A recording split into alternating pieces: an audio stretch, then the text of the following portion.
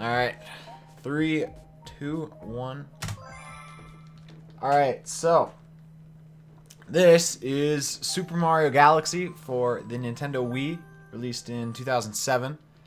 I'm sure it's been commonly played by a lot of people, but if you have not played it, I will run down the basics of the game. It's somewhat similar to Super Mario 64 and Sunshine, as it is the third game in the series.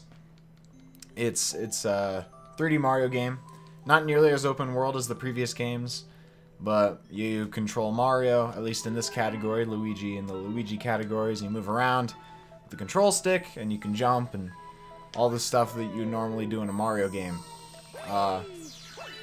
As you can see already, we are doing long jumps, which are usually the fastest form of movement in this game. There's no diving in this game like there is in Sunshine, 64, or Odyssey. So it's usually long jumps.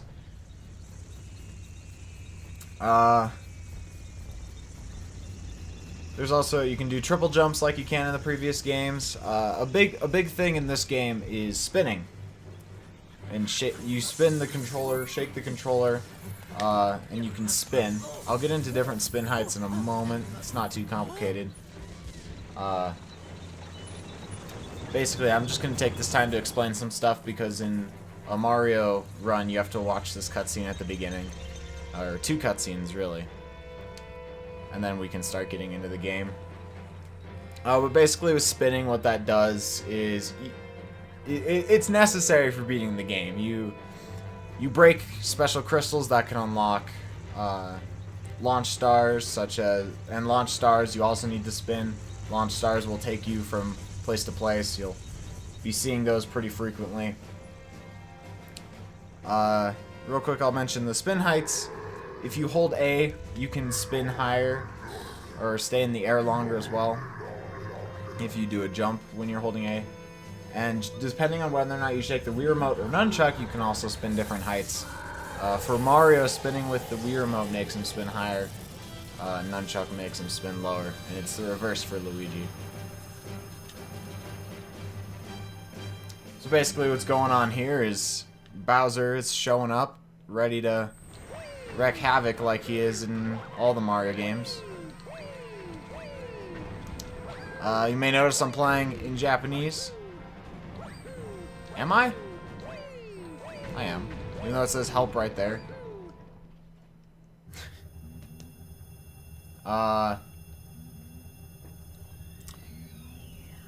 So there's some English in the game, technically. But I'm playing in Japanese because it's faster for most speed games. I was actually very confused. I didn't know if I was in Japanese for some reason because I've never paid attention to the fact that Peach says help in English. Trying to think of any other basics of this game. There aren't really that much. And anything else that happens I can kind of explain as I go. Another thing to note is that there's not very much RNG in this game. There is in a few spots, but the biggest RNG in this game tends to be enemy movement. And it's usually not major enough to cause any complications. And additionally, enemies do not move if they're far enough off screen. So you don't even have to worry about that then.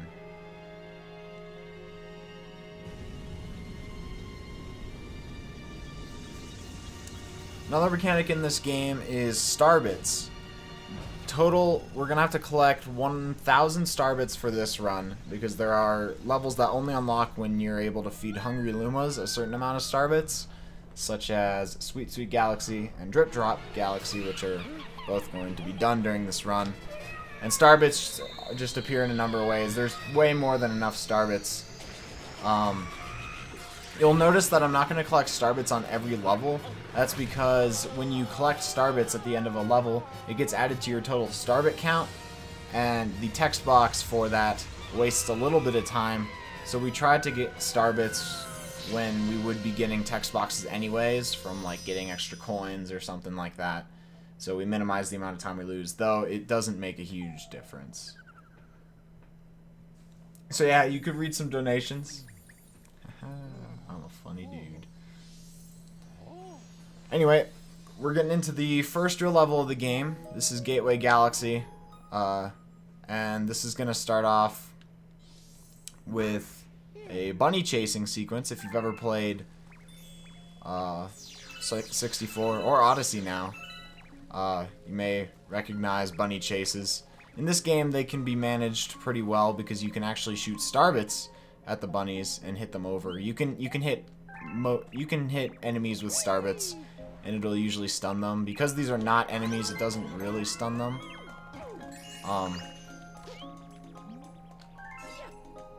But it does knock them back, which is very helpful.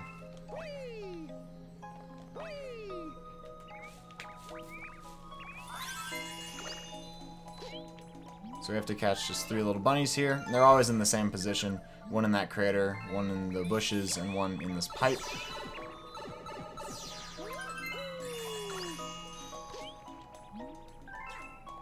So now these bunnies, they're going to turn into Lumas, and they will bring us over to Rosalina.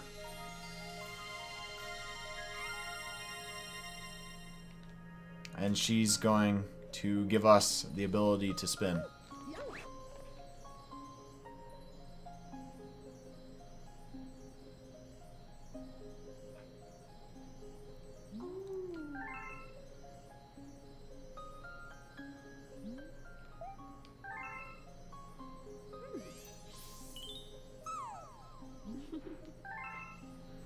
So this little Luma dude, he's gonna be here for the whole journey.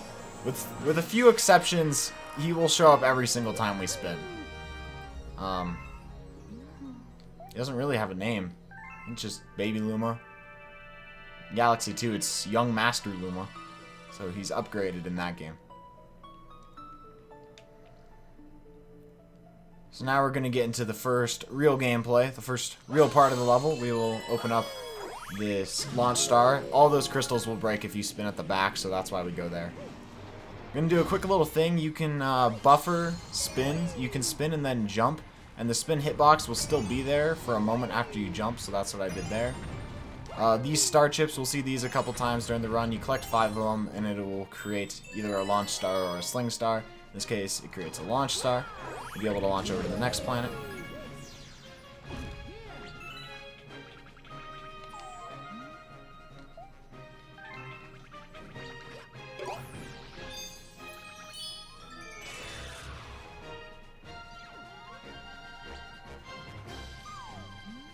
So sling stars, which is the one I'm about to go in, are a little bit different than launch stars, because instead of launching you super far and making you land with a thud, you'll just kind of continue your momentum. So we'll kill this giant Goomba. This is the only time a giant Goomba shows up in the entire game, from what I can remember. So, say goodbye to that guy.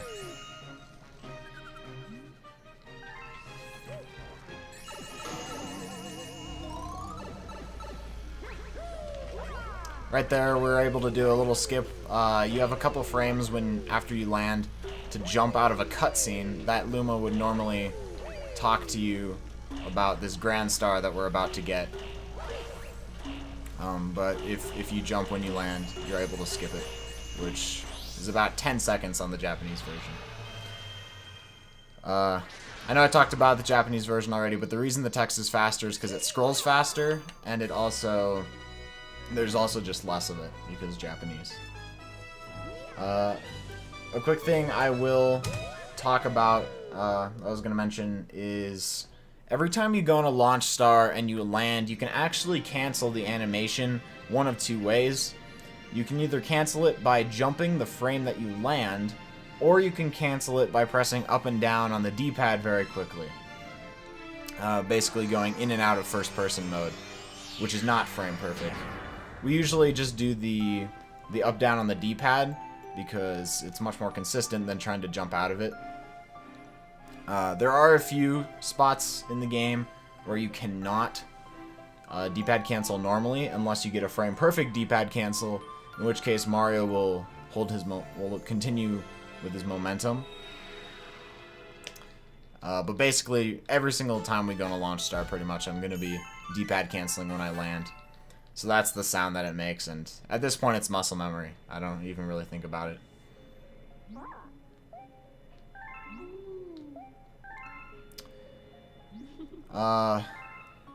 Another way to jump cancel, or I guess another way to land cancel, is when you're entering a level, if you press A on the frame that you land, you can also jump out of the starting landing animation. You cannot D-pad cancel out of that, but you can jump cancel out of it, so hopefully we'll be able to see that a few times during the run.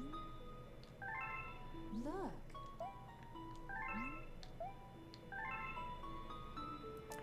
So I can explain a few differences between Mario and Luigi real quick, because I know Luigi's been ran at a few GDQs here. Mario does not move as quickly nor jump as high as Luigi does, but he doesn't have butter on his shoes, and he can actually be controlled a bit easier. I think once you get used to Luigi, he becomes the easier category to run. Because Mario cannot jump as high and that doesn't just go for jumping normally, that also goes for going off trampolines, long jumps, and all that. There are a few skips that are harder to do or are impossible with Mario, but there's not a ton of them. So the run isn't too much different other than you just controlling the character differently.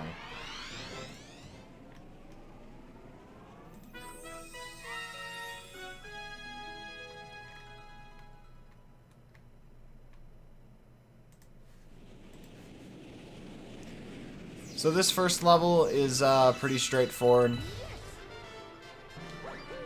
It's kind of just a standard level, nothing too special.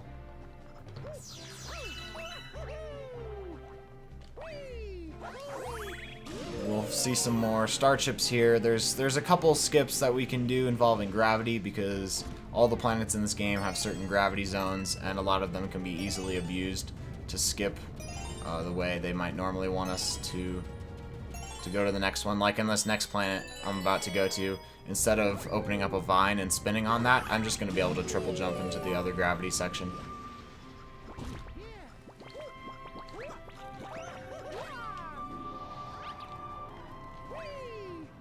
And instead of killing a plant for another vine, I can just do a side flip here and get into this gravity section.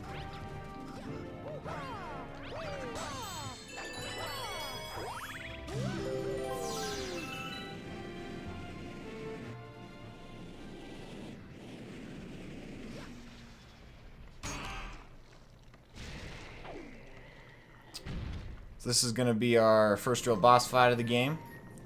It's pretty simple. You basically just have to hit his tail a bunch of times. And he gets more mad at you the more you do it.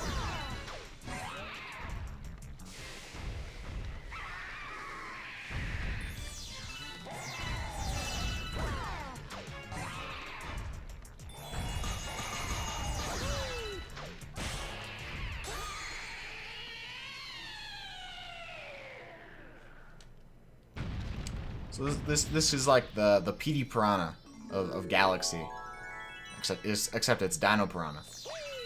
Very different. And with that is Good Egg 1. This next level is basically a tutorial on a use for Starbits, basically feeding the hungry Lumas. This is the only main level in the game, not one of the secret levels in a galaxy or just separate galaxies entirely, that actually consists of trying to collect Starbits to feed to a hungry Luma. But basically what Polari's going to do here is going to teach us how to shoot Starbits. He's going to give us some to shoot, but we don't have to shoot those ones at him. We can just shoot at him right away. So we're just going to do that. And then we can grab the other ones afterwards.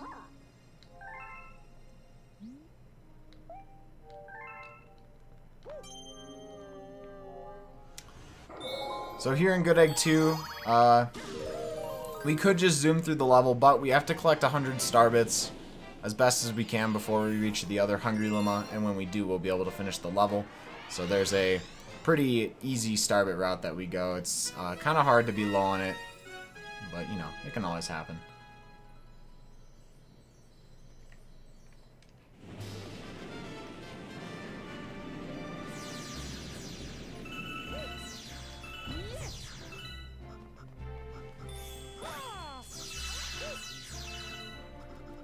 These blue dudes called Slurples, when you spin at them, they give you a star bit. However, if you shoot them with star bits, they drop 3 star bits. So it's a net gain of 2 star bits each one you shoot. So that's why we shoot them instead of spinning at them.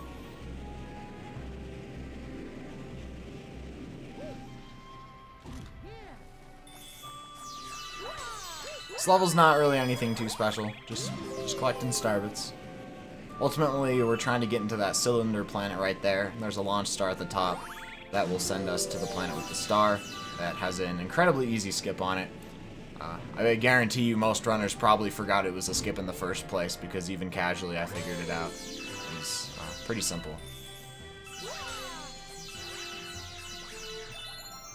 We'll have 100 exactly. This is also one of the only Hungry Lumas in the game that does not stay fed after you feed it when you go back into the level, so that's pretty unique. At least I'm pretty sure it doesn't. I think I tested that a few years ago. There was actually a trick I did in this level that I forgot to explain. I'm so used to doing it. There's a skip I did called Luma Bounce, where basically, if you spin ground pound in this game, you can home in on NPCs. So when I spin ground pound there and landed on the Luma, I got momentum and was able to get into that launch star without using the pull stars. There's not a ton of times we really use that. Off the top of my head, I can't really think of anything else that we use that for. But it can be nice. So here we're just going to be able to abuse the gravity, skip into this section. Abuse it here as well. Get right up here. We'll be able to long jump right to the star here.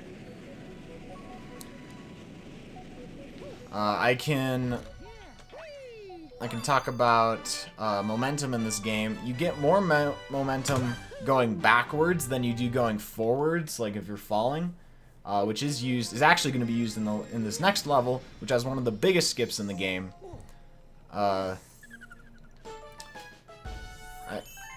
I don't know exactly why you get more momentum. That's just kind of how it is in this game. And sometimes going sideways can get you more momentum as well. It can be a little finicky, but in general, it's not too bad. So basically, here in Honey Hive 1, we're going to do a skip that saves around 40 or so seconds, I think. And instead of going through the entire level like you normally would, and talking to a queen bee, getting star chips, we're just going to climb up a tree and make our way over to a different tree and climb up to where Captain Toad is. So real quick, I'm going to explain 2 methods of slope climbing. You can actually just walk up slopes and spin at them, and you'll be able to climb up them. So that's the first one I'll be using right here. And another way is if you jump on a slope and the control stick is facing in the direction that Mario is, you will be able to spin. So that's how I'm going to be able to slope climb here. I think both of those methods were patched in Galaxy 2, so I don't think it was entirely intended that you're able to do that. You're not even supposed to be able to get over here in Honey Hive 1. So I'm going to need to focus on this a little bit. But basically, I'm going to slope jump up this tree, climb all the way around, so I'll slide down on Mario's stomach and get backwards momentum to get to the other tree. With Luigi, you're able to just jump to the other tree, but because Mario can't jump as high, he can make it, but it's a bit riskier. So we just do this. And that was a really bad position. I don't usually get that. So taking a small time loss here. I'm going to try to climb back up to get more momentum. You can climb up slopes backwards, but you can't spin while doing it, so it's a bit slower.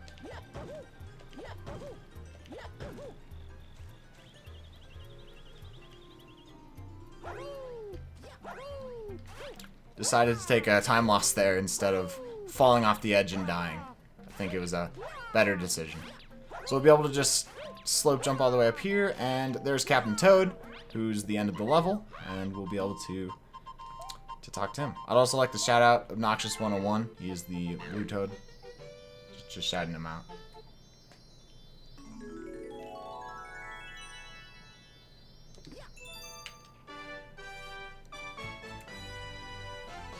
Alright, so Honey Hive 2 is going to start out the same. We're going to climb up that slope, and we're going to get up to where we got when I first backflipped onto that tree, but instead we're going to go into a launch star, and I'll be able to do another skip there. There is a skip you can do there as Luigi that skips that launch star entirely and involves climbing up a windmill. You can do it as Mario as well, but it's another one of those skips that is much tighter, and it's just not worth it because it doesn't save enough time.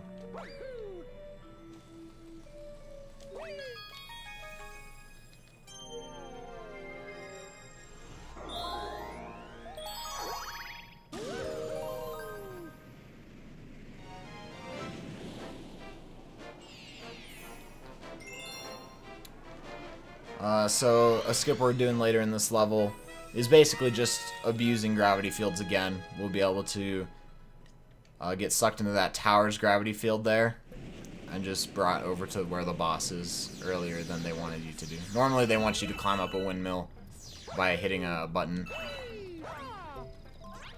But we'll just skip that because that's no fun.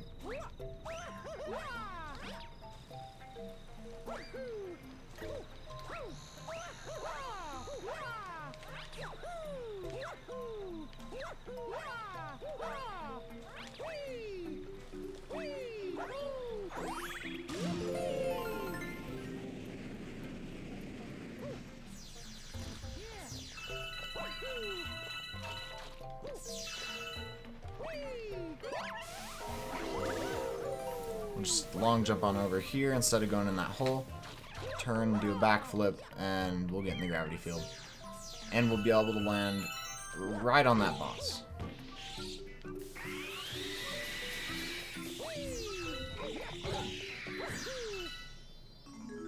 After killing that poor little bug family, we'll be able to obtain our next Power Star.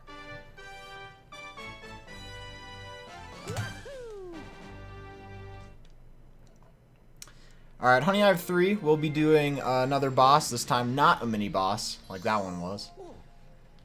We'll be fighting Bugaboom. And basically, he's kind of the 3 hits kind of boss for Mario. You basically have to ground pound on him 3 times. The first time, we're going to be able to just fly up to him with the B power-up, ground pound, and then the next 2 times, we'll be doing it without B. You're supposed to be doing the boss with the B, but it's faster not to. So I will be able to show that off. And also, we'll get to see B for the first time. B's one of the new power-ups in this game. I think it's pretty cool because you basically get to fly, but you don't get to long jump, unfortunately. And we'll be able to do some really small skips here with B that you don't really notice. So let's make our way on over here where we're going to talk to the Queen Bee, who we were supposed to meet in Honey Hive 1, so just pretend we met her.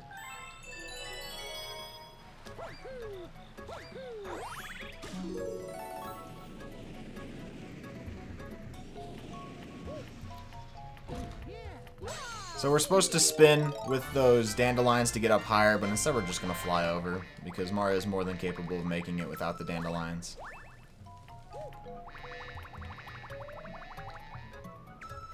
And here's Bugaboom.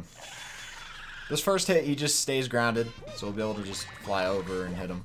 This next one, we will jump as we hit the water. Water destroys the B power-up, so we'll just start jumping, and we'll be able to triple jump on up to him as he turns around here. And with that spin pound, we're able to kind of buffer a stomping property. Make my way over here and get an early Bugaboom hit. Stomp him down again, and he's beated. He's beated. He's defeated. One could say beated. I just don't think it would be grammatically correct. And that's the next Power Star.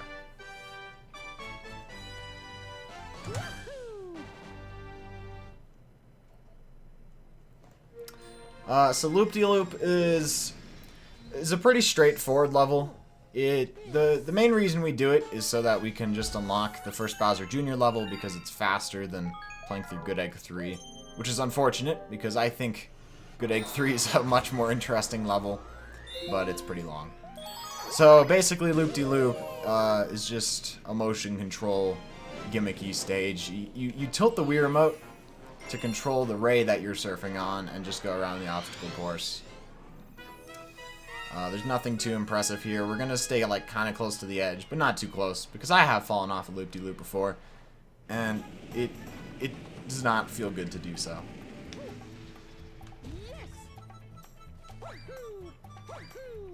So you cannot skip this tutorial. This penguin's going to teach us how to surf.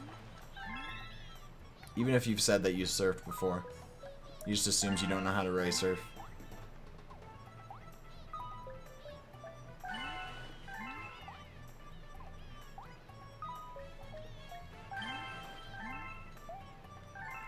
We'll surf on over to the tunnel there, and we'll start the race.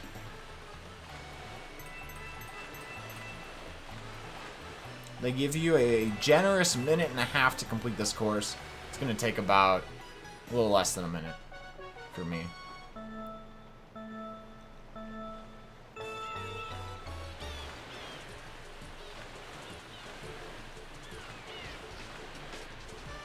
So this is one of the three, I mean, these aren't the Trial Galaxies. They're like the early versions of the Trial Galaxies, or the easier versions.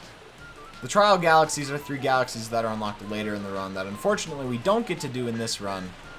They're unlocked by collecting the 3 green stars. And those ones are Loop-de-Swoop, as opposed to this one, which is Loop-de-Loop. Bubble Blast, as opposed to Bubble Breeze, which we will be doing. And as opposed to Rolling Gizmo, and Rolling Gizmo opposed to Rolling Green. And we will be doing Rolling Green. I think there's a chance we would do some of the Trial Galaxies, but one of the green stars in particular takes a lot of time to get, and that is Dusty Dune's green star. We don't do any of the Dusty Dune levels because Dusty Dune is a long galaxy.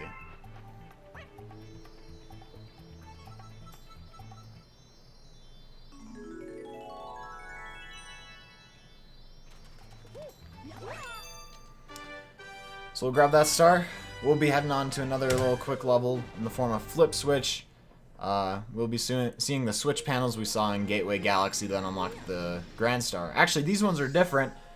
Gateway uses its own flip switch panels that turn off instead of turn on to activate something. But this time we're going to be turning on all the panels here. And it'll spawn a star. So it doesn't take very long. And then we'll be going on to Bowser Jr. 1, which does have 2 skips. One of them's kind of not a skip. One of them is a skip.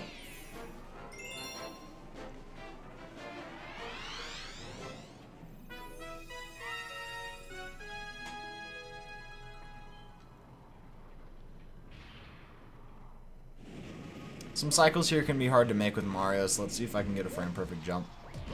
That'd say yes.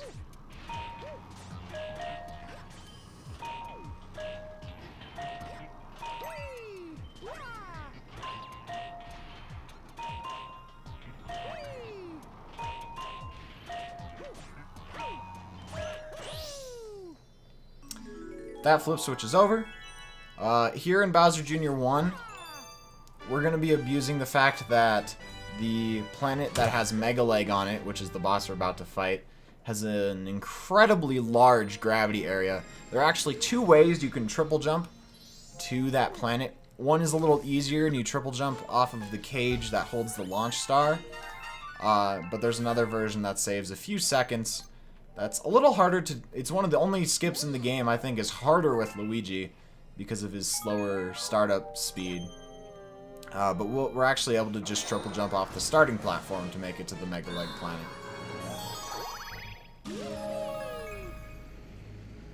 And from there, we actually don't land on the loading zone that starts the boss, so we're just going to do 2 little long jumps over to that, and we'll start the fight. Luckily, it's pretty generous as to where you need to be for the loading zone, so we don't have to be like right in the middle of it.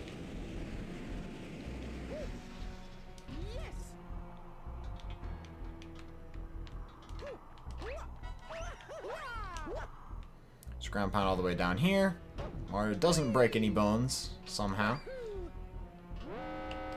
And Bowser Jr. is going to come in and reveal his big robot that we saw on our ground pound. But normally you wouldn't have seen it yet, so just pretend to be surprised, I suppose.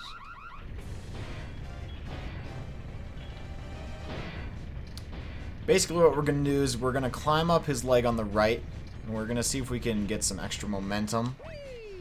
That's something I should explain here. I'll do that after the fight's over. But I'm going to be getting some extra momentum from his leg moving there. And up here there's bullet bills that we're going to use to try to get to the next Grand Star. This one opens up the outer cage.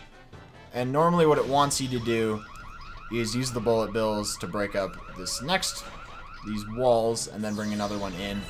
But the walls aren't very high up, so we can just backflip over them and get the bullet bill to come with us. So in this game, momentum can be weird if you jump on something that is moving, or near something that is moving in some cases. For example, if you're on a thwomp, and as it's rising, if you do a jump or long jump, you can get an extraordinary amount of height. It's not used very often in this run, I don't think. But it's an interesting mechanic in this game, nonetheless. So, with that, we have gotten our second Grand Star. Every time you get a Grand Star, a new dome opens up. We'll be unlocking almost every dome, except for the garden. And the garden unlocks with Gateway Galaxy once again. You don't actually get to go back to Gateway until later in the game. But we will not be unlocking those. We'll be making it to the engine room. So over here, this is the fountain. I found out recently that only in the North American version of the game is it actually called the fountain. It's called the bathroom in every other version. Took me way too long to learn that, basically. But coming up, we'll be doing Space Junk 1, which is notorious for being one of the worst levels to speedrun. Mainly because a lot of skips get found for it, but they kind of suck. The biggest one being Space Junk 1 skip, which saves about 30-ish seconds. Space Junk 1 skip, we're going to be abusing the backwards momentum I talked about earlier in a really big way. And basically what we have to do is we're going to be going in these pole stars, these blue pole stars, and we're going to be letting go at a certain time that makes Mario get backwards momentum and fall into a different gravity field. After that, I'm going to be doing a skip called Sludgy Hop, named so because I discovered it, though I was not the first one to figure out this setup for it, but you're basically able to get a very large amount of height from a triple jump and able to triple jump into a Sling Star. You'll see it later. It saves about 15 seconds.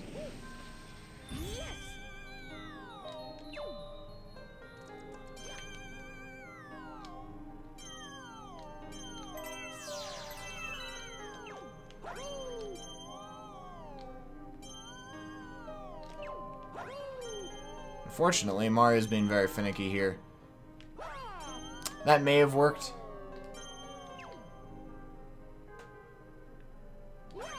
Alright, that was kind of close. So that was like third or fourth try. Not super great, but it's kind of a finicky skip. Getting a first try Space Junk 1 skip is always really nice. Over here we'll be doing Sludgy Hop. Nope, I failed that one too.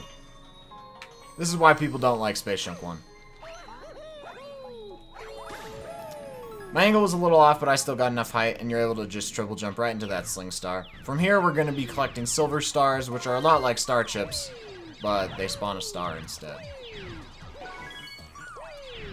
One of the best things about Space Junk 1 is that, at least in this route, you actually do it twice, because we come back later to do Space Junk's Comet. I'll explain the comets in a moment. I think it actually they unlock after this level. And basically, it's just Space Junk 1 with a timer at the bottom.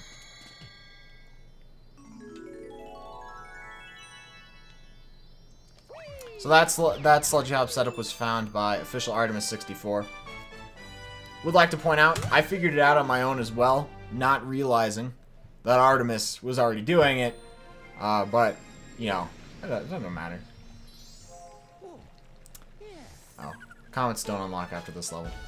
Alright, so in Space Junk 2, what we're going to do is there's another boss fight here against Camella. This is one of the only cases of RNG that can actually lose time, but even then it's like only usually 5 seconds at most. Sometimes she can do an extra fire cycle on her last phase.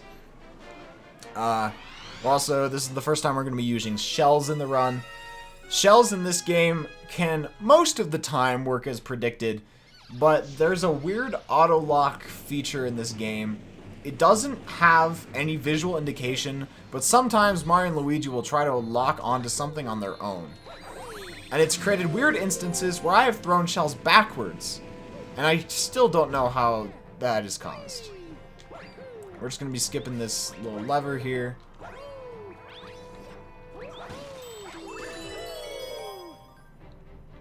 So here's our first shell. These are the only things I can open up the treasure chests, so we'll do that to get to the launch star. These are some of the few platforms in the game you cannot D-pad cancel on unless you get a frame perfect one, which I did not. I'm gonna grab these shells to kill these enemies. I don't actually know what these guys are called. Probably ends in Oomba. We're going to do a quick little triple jump with this shell up here so we can skip that sling star. We'll be able to get an early hit here on this boss fight.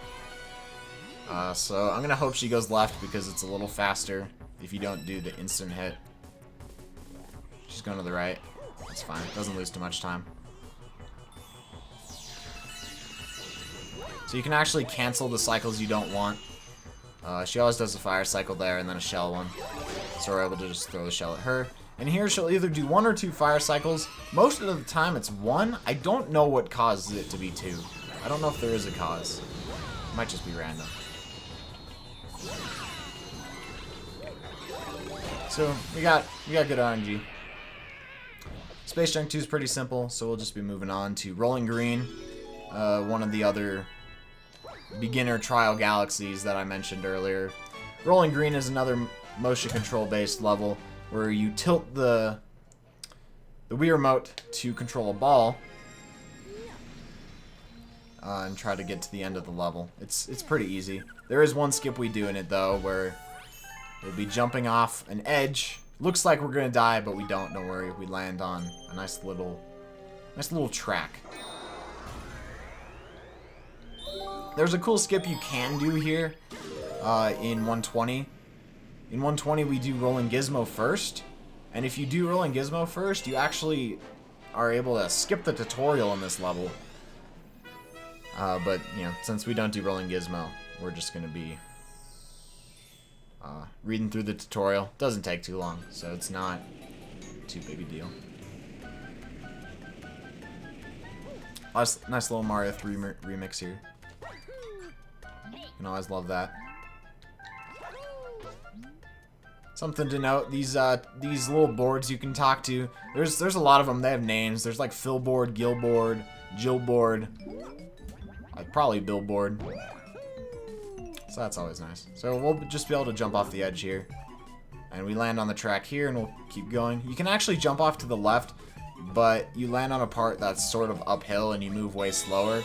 So it's usually just better to jump off further on. That is actually bad RNG. Earlier I said Goomba, or enemy movement's mostly RNG. That's one of the few times ever that I've had bad RNG there. And I managed to shoot a Goomba in front of me, which was probably not a smart decision on my part. But you know, all's well that ends well. So we'll be reaching the end here. The star will be spawning. We'll be making our way up the flag and grabbing the star. Battle Rock 1 is pretty much an auto-scroller. It's not too long of an auto-scroller though, so it's not really too bad. There is a skip we get to do at the beginning though. We'll be skipping, we normally have to collect 5 star chips, blue star chips, and use a pull star to get up to a launch star, but we can actually just triple jump. The triple jump is a little weird. You have to kind of land on a sort of sloped area as it's starting to curve down. There's certain platforms in this game that can make your triple jumps higher. Jump height is really weird in this game. There's going to be another skip I do later, or attempt to do later, using a property called Tilt, which matters a bit more for 120 for a certain skip, and it's a really weird property that I don't completely understand. But I'll try my best to explain it later. So we'll be making our way over here. Just doing a nice little triple jump up to the launch star.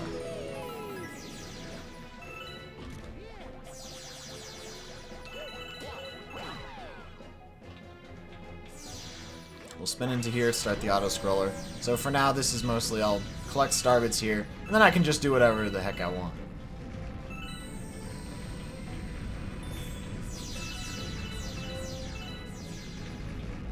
For example, you can abuse the game's momentum. Oh, wait. And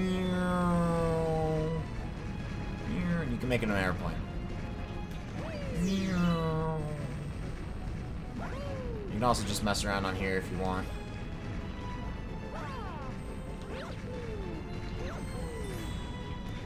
We'll take this chance to grab a bit more starbits. Can always help out. We'll be coming back to this level later in the run because Luigi gets stuck here. Spoiler alert, Luigi's in this game.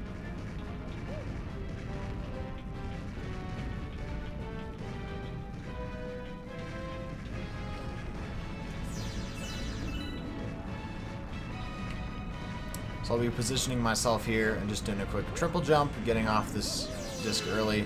We have to carry a bullet bill over to that caged star. And I'll be jumping on top of the cage so that when the bullet bill breaks it, I'll be able to grab the star right away.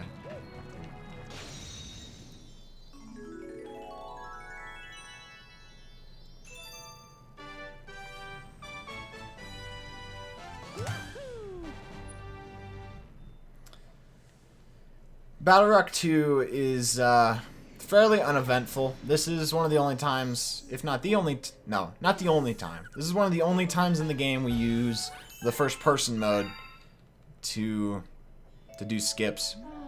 As I mentioned earlier, enemies are only active when they're on screen, but that isn't just true for enemies. That goes for a lot of things, including launch stars and some NPCs. So I'm going to be abusing that fact to get some things in an ideal position.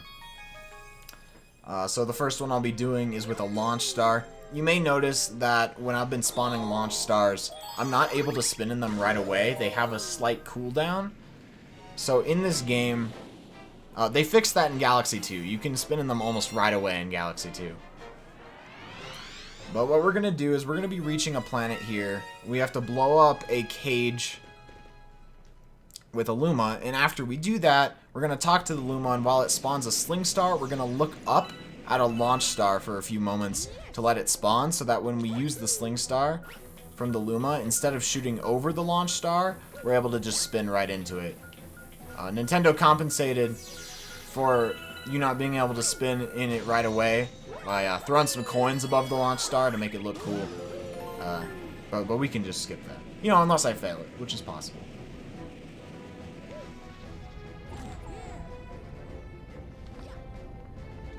Make our way over here to the bomb.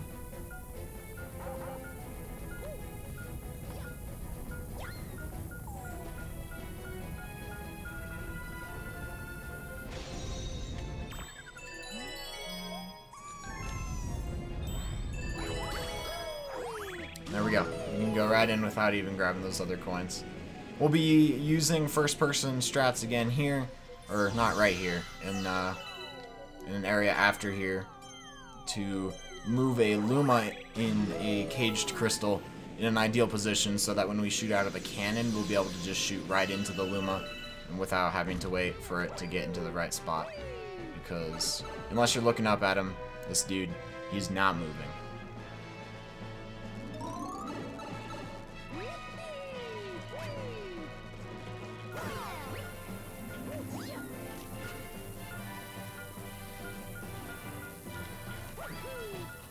Possible that was a little too early. Nope, it's perfect. So we'll just be able to shoot out right away. We'll be going right into this launch star. I have missed on many occasions before. It's not common, but I've been running this game for a couple years, so of course I've done it. It doesn't feel very good. I'm still trying to figure out exactly what affects the cycles here. As to why some of the cycles are different at other times. Sometimes you can shoot at right away, sometimes you can't, so we'll just see what happens.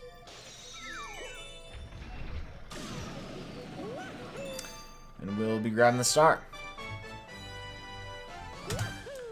The level after this is also not anything too special. It's mostly just kind of going through the levels they intend, with a minor skip in the middle. Also another gravity manipulation. Not manipulation, abuse, basically.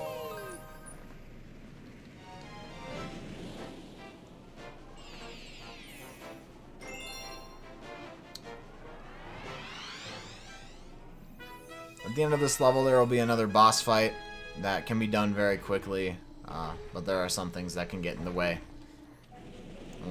I'll talk about that when we get here. It's another frame perfect jump.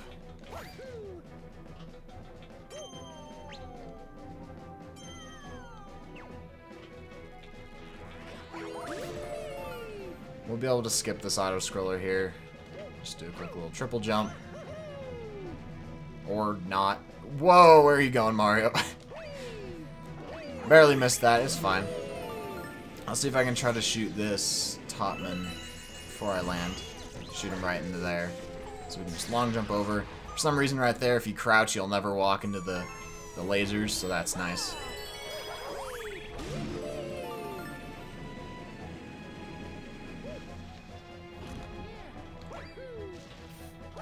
This next area has some cycles that are pretty easy to make.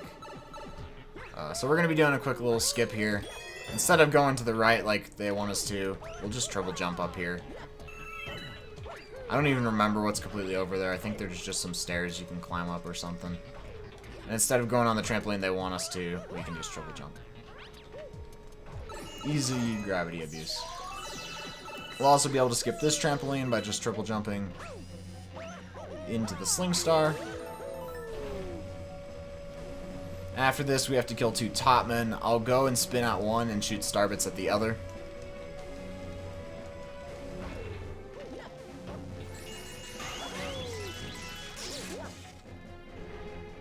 And I'll be able to ground pound all the way down that launch star when the gravity changes.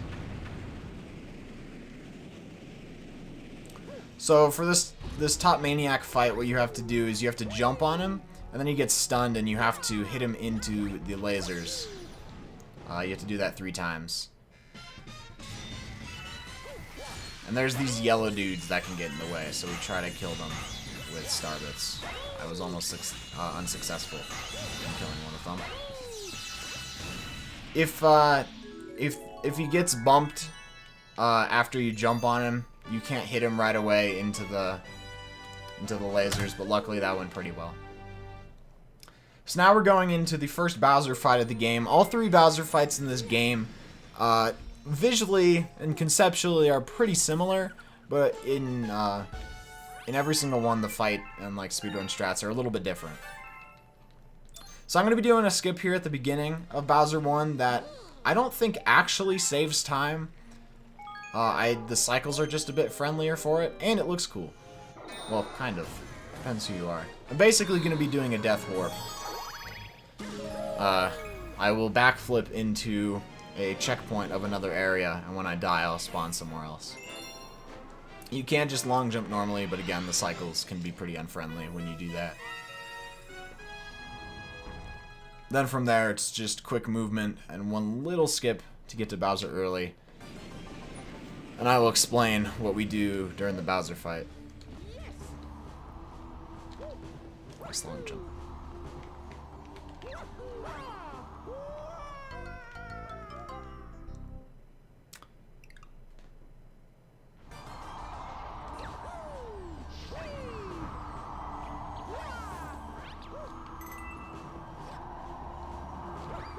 Skip that little moving platform down there, because long jumping exists.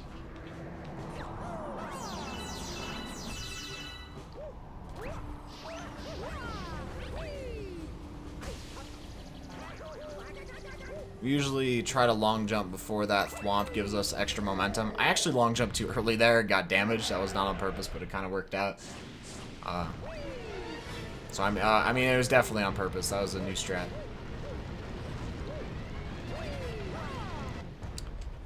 So you're able to just long jump to that platform. You don't have to climb all the stairs. So basically, in every Bowser fight, you can kind of cancel his attacks with your spins. In this fight, you can spin at his face, and you'll cancel his attacks, and then after that, he'll just try to jump at you. But you can spin in a way where you'll land right underneath where he stands, which makes it really convenient. Because he has to hit these blue spots anyway, except for right there. Normally he's standing on top of one of the blue spots. He's kind of off-center there, so you can just walk right up to him. So here we're going to spin, and we're going to land right under him, hopefully. Instead of being pushed away. He'll just jump right on it. This is the easiest Bowser fight. I think the second one is the hardest, but it's also one of the coolest ones when done well. So hopefully I'll be able to get that later.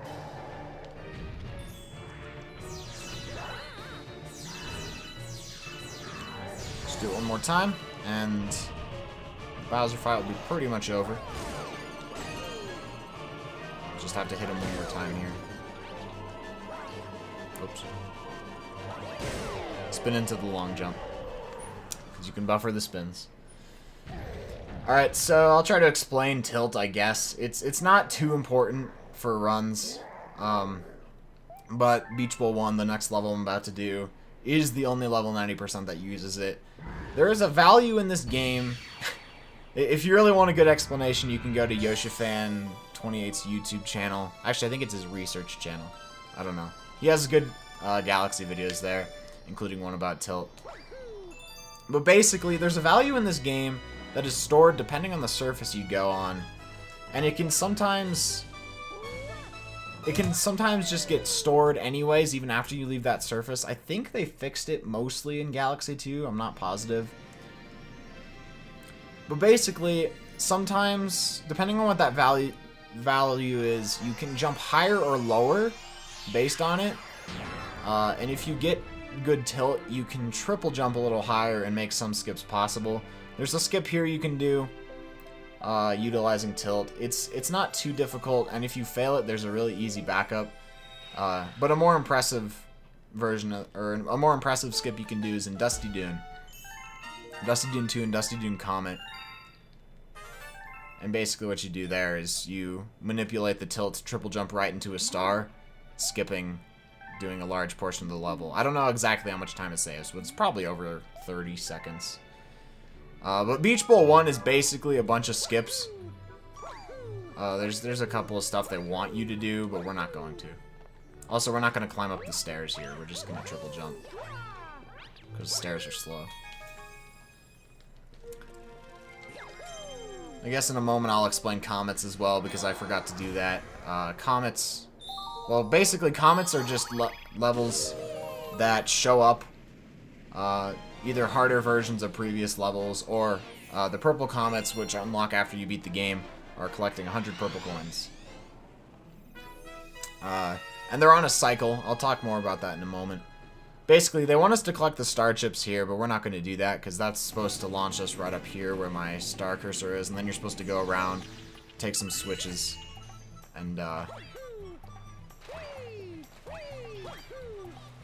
beat the level. Also, I don't think I got the good tilt. But instead, we can just make our way over to this tree, backflip up here.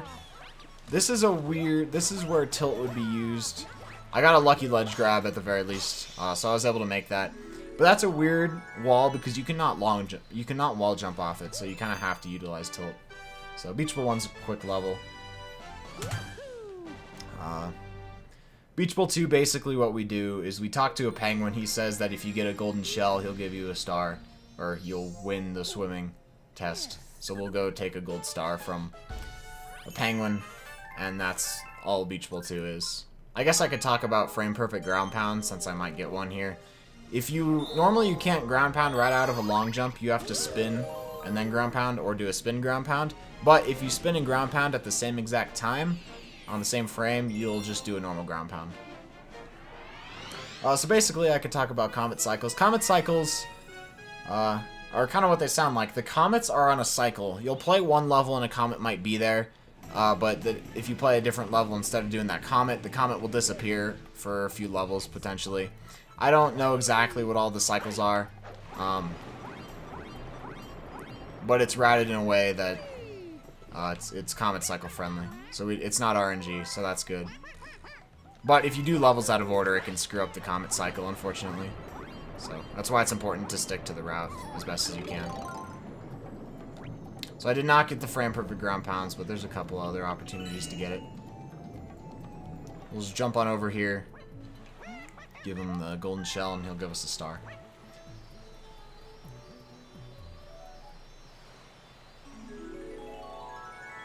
Another thing to note, if you've played Galaxy 2 but not this one, you'll see a difference in that comets in this game, if you go in a galaxy that has a comet on it, you have to do that comet.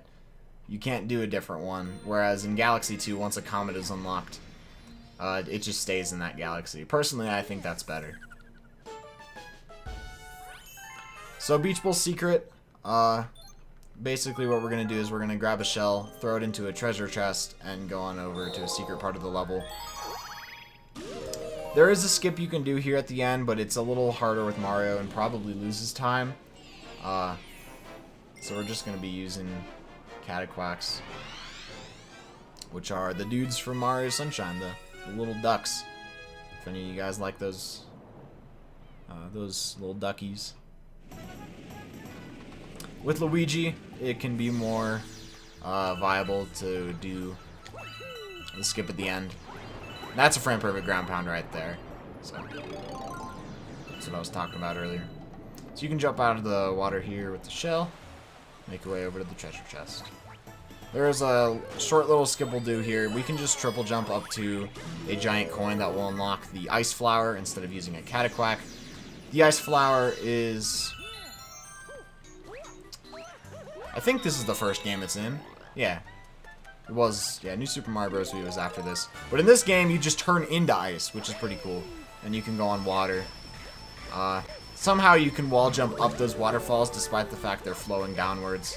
I don't really understand how it works, but we're just going to be making our way up here. And grabbing another ice flower so we don't run out. And we'll carry this Cataquack, or bring the Cataquack over here. Normally you can, backflip. You can backflip off a wall back there. But as I said with Mario, it's a little bit more precise. We'll be snagging another star there. Beach Bull 3 is basically the Stone Cyclone. If you've ever played Galaxy 2, you might recognize the Stone Cyclone because there's a galaxy based off of it. There is a skip you can do here. It's really easy as Luigi. But as Mario, it's a little different and more precise. It's not worth it to go for it because it saves 6 to 8 seconds-ish, which seems like a lot, but if you fail it, it can lose way more than that, and it's just not consistent enough, unfortunately. So we're going to have to deal with the Tox boxes. There's another frame perfect ground pound.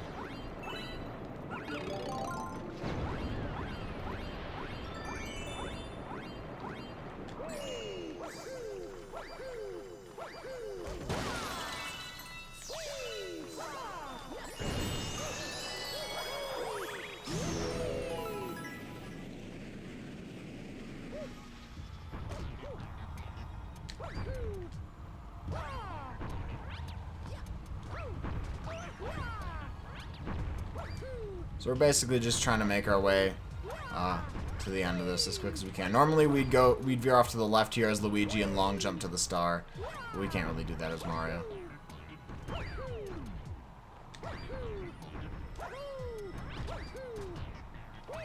Luckily the cycles here aren't too bad. Except for that thwomp, he can crush you. So we'll just be snagging a star here. We'll be coming back to the Stone Cyclone in a few levels when we do Beach Bull's Comet. And the enemies will be moving a little bit quicker, but it's not anything we can't deal with.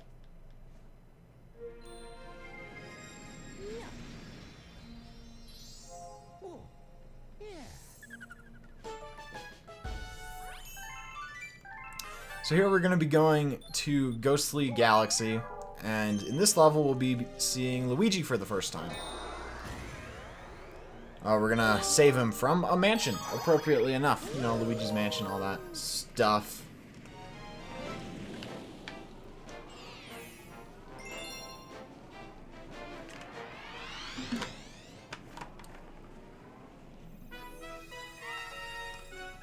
So there is a skip we're going to be doing here. It's one of the only clips we do in the game. Not a ton of glitches that we use in speedruns. But there is one here that we're going to be doing. And we will be seeing the Boo Mushroom here the only time we see it during any percent. So we'll be grabbing the Starman Star. It's in a lot of other Mario games. This one, it makes you flash rainbow colors, so that's pretty cool. Just because you move faster with it here. In most cases, if it shows up, we'll want to use it unless we really have to go out of the way for it. But it doesn't show up in a ton of levels. So normally we're supposed to bring this Boo over to a light, but you can actually just kill it with the star power-up, which is another reason we bring it in here. So we have to collect 5 star chips here.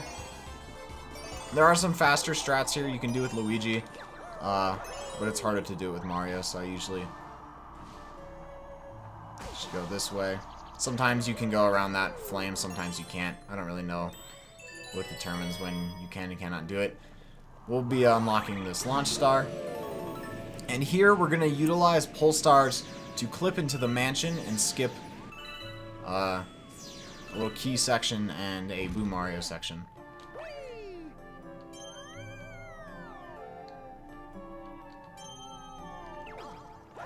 Unfortunately, I was not able to grab from the top, but I can pull from the left, and I'll grab Boo Mario. Now, the lights, you can't see the lights themselves, like the light coming down, but the hitbox is still there, so we can still destroy Boo Mario. And we'll make our way over to Luigi. You can't bring Boo Mario over near Luigi, otherwise he gets too scared, so you do have to destroy the power-up. Then we can just grab this next star.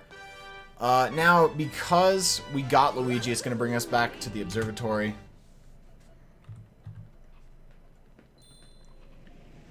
And we'll be doing our first Hungry Luma level.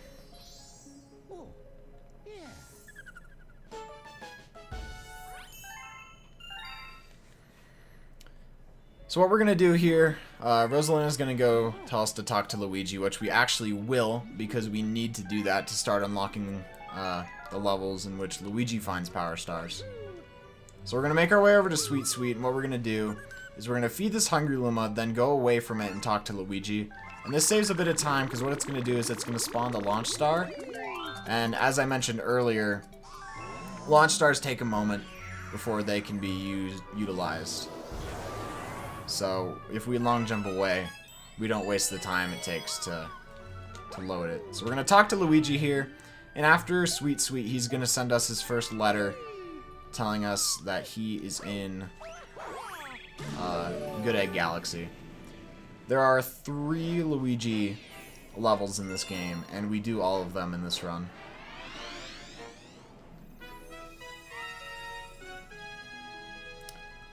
Thing to note, if you're playing as Luigi, the NPC is still Luigi, but the model's actually different, so that's kind of cool.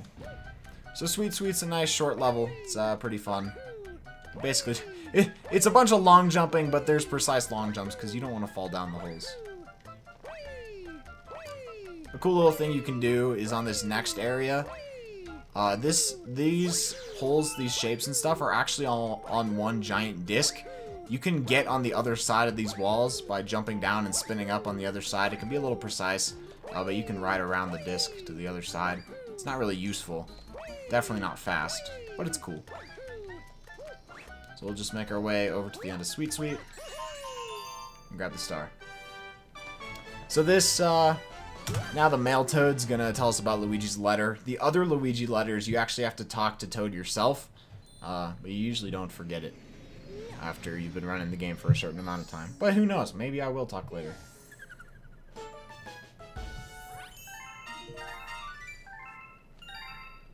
Oh, I got a Starbit. So Luigi's stuck on a roof. Very dangerous.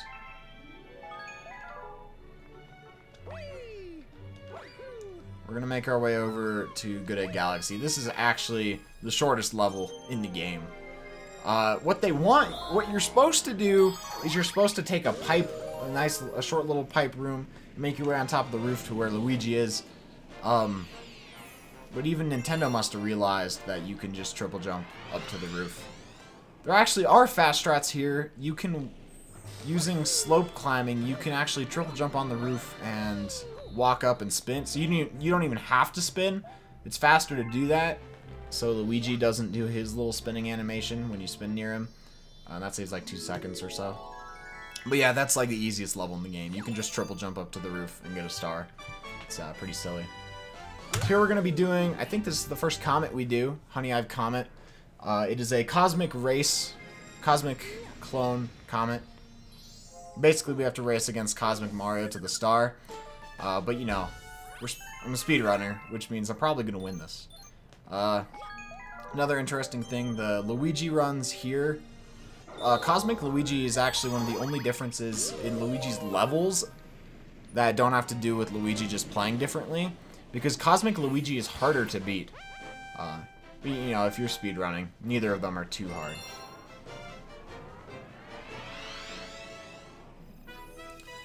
So I'm going to be doing a little skip here that if the other Honey Hive 1 skip did not exist, we would do it in Honey Hive 1. And if you don't do Honey Hive 1 skip, you still do this skip. It's going to let us drop down to where the star is early. We'll be able to snag the star without having to go down a little slide or anything. If you press A right when the race begins, you can also get a boost, and if you hold Z beforehand, your boost will be longer. So that gives us a little boost here. Just a little advantage. And that was intended in the game. So we'll just go right here and walk off the edge. And using backwards momentum, we can make it over here. And the star... Oh, long jump. And the star's right there. And there's a good chance that Cosmic Mario did not even make it to the lower area. So we beat him by a lot.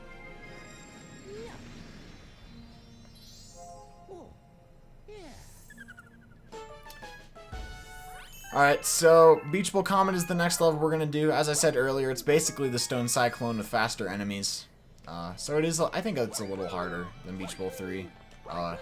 Unless you're Luigi, in which case you can just do the skip again. Or really good at the skip with Mario somehow. The reason it's hard with Mario is because the place where you wall jump, you have to wall jump at a specific part, otherwise you get a really low wall jump and you won't make it high enough.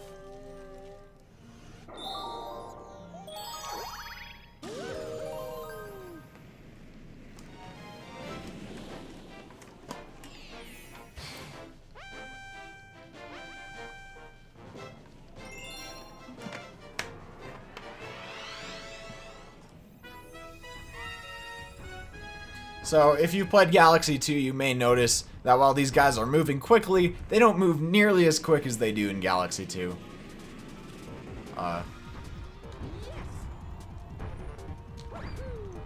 We're basically taking the same exact path. It's just the cycles are different, so there's slightly different movement.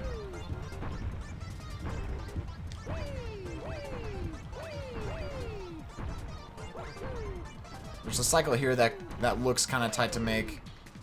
But it's not really too hard. Just don't want to get crushed. I've been crushed there before. Weird stuff has happened to me on this level.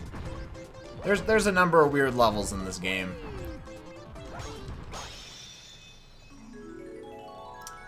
After this, we're doing Bubble Breeze, the third of the beginner trial galaxies. It's another motion control level, but this time it's utilizing the pointer. There actually is a really big skip we do here. It's also one of the easiest skips in the game.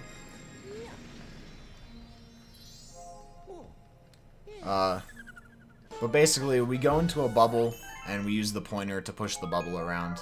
And unlike Loop-de-Loop and Rolling Green, we can actually skip the tutorial here. We can just long jump right past the sign. So, they probably just gave up. They're like, you know what? They probably get it at this point. So in this first section, we're going to collect the star chips that you can see scattered around here. Well, there's one right there. And in the next section, we get to use an invisible wall to skip the longer portion of the level. that I have not played in a few years.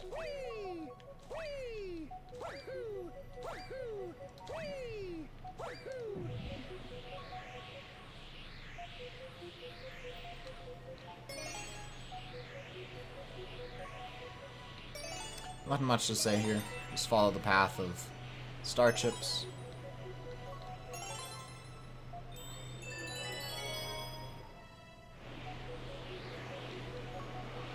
And going over here. I'm not going to collect star bits here because it would bring up text boxes I don't want. When we land here, basically what I'm going to do is I'm going to backflip, make my way right over here, and long jump to the star. It's, not exactly sure why there's an invisible wall there, or why it's so low. But you can just go on up there, make it all the way over to the star, and skip a very long section. And that's what makes Bubble Breeze so fast. So now, we're about to do one of the most difficult levels in the game, and that's called Ghostly Galaxy's Secret Level. Mainly because there is yet another skip involving invisible walls, but this one is way worse. There is an easier version of this skip, but I'm not going to do that. Basically what we do is at the end of this level, there's going to be an auto-scroller with doors that will appear. Those doors have hitboxes, even when they're invisible. So we can skip the auto-scroller by using those doors, and it's kind of difficult. There's a few other small skips we do here. Not worth mentioning as much. It's mainly just long jumping to abuse it. Like over here, this will move automatically, but we're just going to long jump over here. Long jump around this door, and we're going to skip. We're not going to grab that coin. We're just going to keep... Never mind, we're going to die. Mistimed my long jump there. You have to be pretty close to the edge with Mario to make that long jump, so... Not the first time I've made that mistake. It's sad when I make that mistake and then do Ghostly Secret skip perfectly. I'm gonna make our way over here, and I'm gonna have to focus on this one.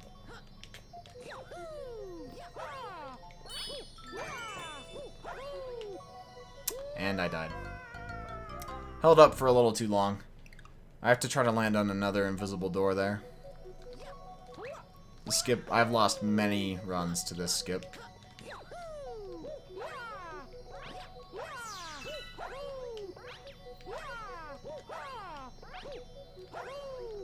And there we go. That's the skip. It's easily one of the hardest skips in the game, and it can be pretty frustrating to lose runs to it. But second try, not too bad. So now we're going to be doing the second Bowser Jr. level. In this one, we actually fight Bowser Jr. This is the last Bowser Jr. level we do. We don't do the third Bowser Jr. level. He is optional.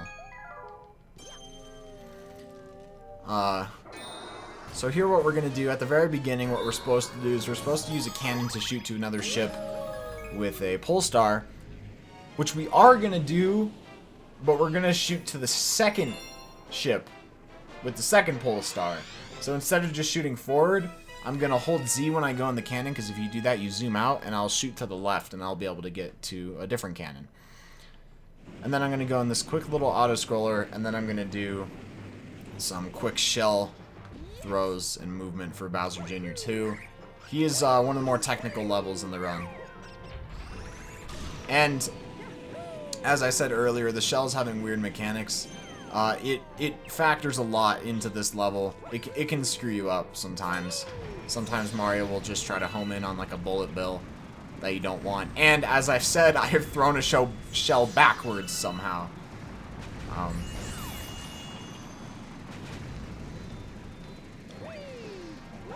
Long jump there. Make our way over to the Sling Star. We'll be starting the fight. There's really no skips here.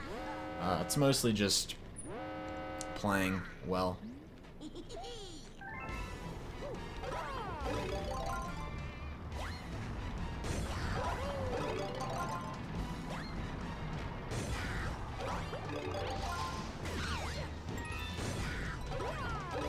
I can shake right here, get an instant hit.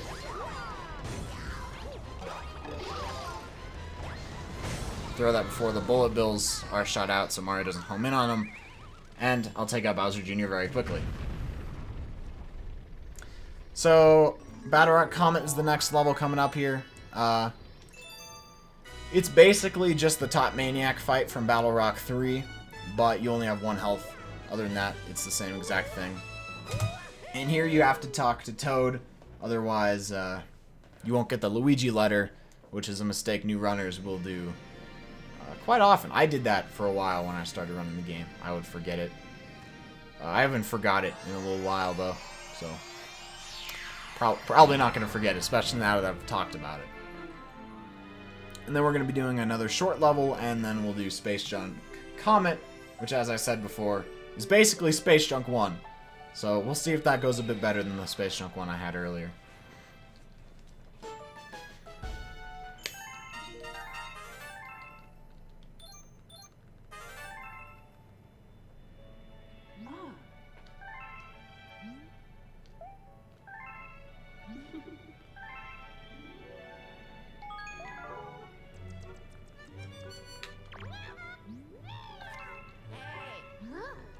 Luigi is trapped in a cage. Makes you wonder how he was able to send the letter. You know.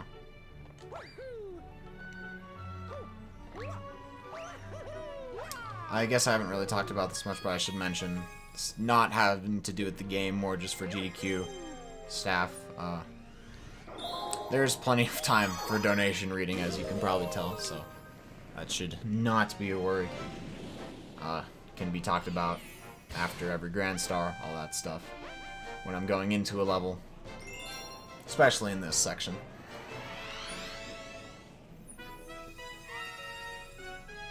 So I have died on this level a few times. It doesn't happen very often, but it can happen. Hopefully it doesn't.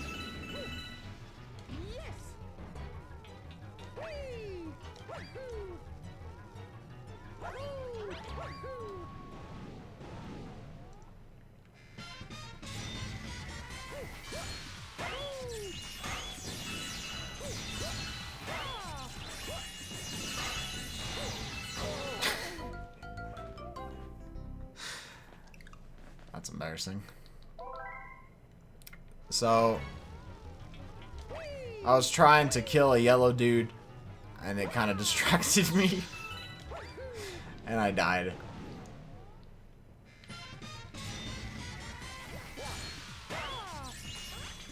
Landed right on the dude's flames, and I'm not hitting any of the yellow dudes.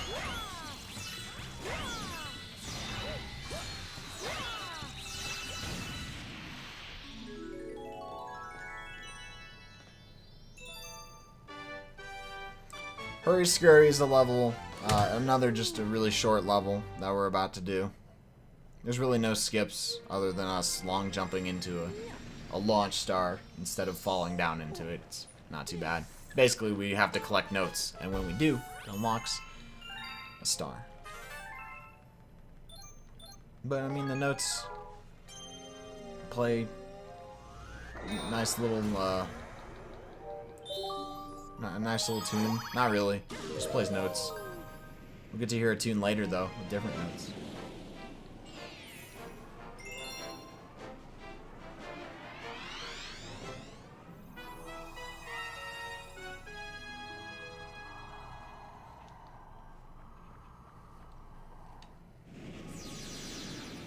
You could tell this level is kind of a dude needed to make a quick little level and was like, well, let's just smack some of these falling green panels and put some notes on them. I'm able to get a frame perfect D-pad cancel there and continue moving when I land, so that's nice.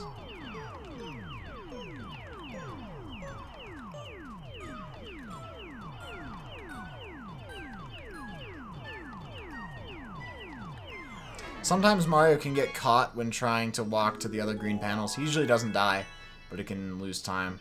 Luckily it didn't happen here.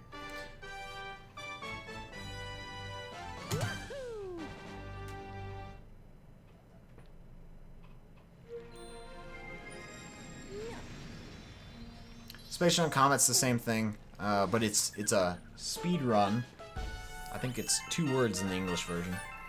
And it will give us 4 minutes to complete the level.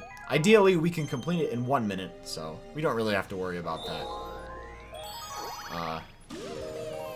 The only other difference is there's a lot of coins, and there's a kind of a red tint to the screen.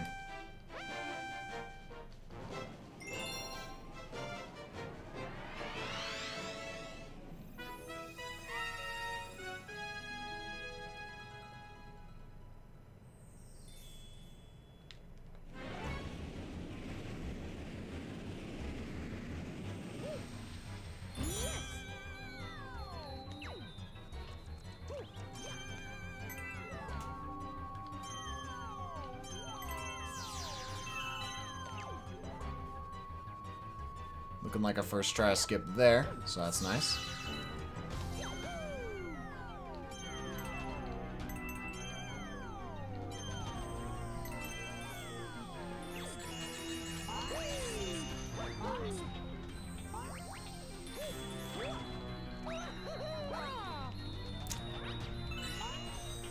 That unfortunately barely missed, but it still did.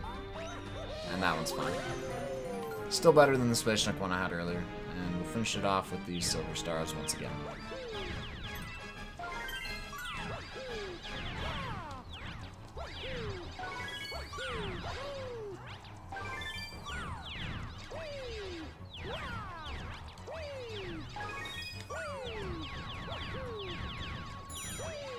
So, little more than a minute. Ideally, you can beat it in, actually, I think the fastest I've ever beat it is with like 3:01 on the timer left with Mario. So, that timer is irrelevant. Now I'll be doing Battle Rock Luigi. It's basically Battle Rock 1, but instead of bringing a bullet bill to the top to break open that cage, we bring it to the bottom to break open Luigi's cage, and he'll give us a different star. It's the first green star we're actually getting in the game. There are 3. If you get all 3, you unlock the Trial Galaxies. But we don't do that, as I mentioned earlier, because one's in Dusty Dune, and that takes too long. The other one we're going to get is at the end of the run in Bowie Base. And the reason we get them when we do is because they bring you back, every single time you get a green star, they bring you back to the front of the observatory to tell you that, like, the Trial Galaxies are almost unlocked or whatever. So we're going to utilize that since we have to go back there anyway, so we can go to the bedroom after this.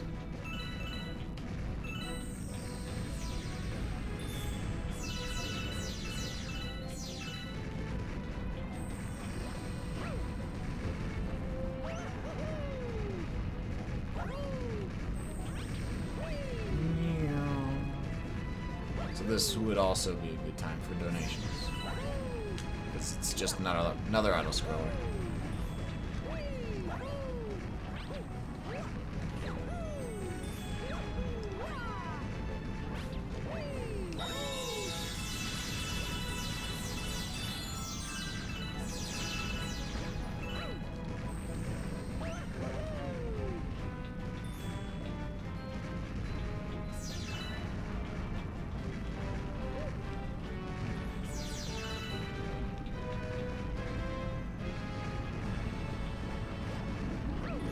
So we actually will be long jumping on top here because it is faster to do that than on the bottom. And we can just do a long jump around this disc to pull the bullet bill in. Sometimes he can hit the edge of that, and when he does, it dies, and it's kind of annoying, but we're good here. Pop open this Luigi one. We'll talk to Luigi, and he'll give us a star. In the English version, he tells us we gotta make sure Rosalina knows that he collected this one. I don't know what he says in the Japanese version. So now we're gonna be going on over to Gusty Garden. Gusty Garden has a skip towards the end and a quick bunny catch that if you played this casually, you might remember the bunny from Gusty Garden. It's one of the more frustrating ones in the game. But there's a nice little strat we can do. And if for some reason I fail it, you can always do the backup, which is just shoot starbits at him. Oh, I've never done that before. So we're just gonna go on this disc here. We'll be able to make our way to the bedroom a lot quicker than going around.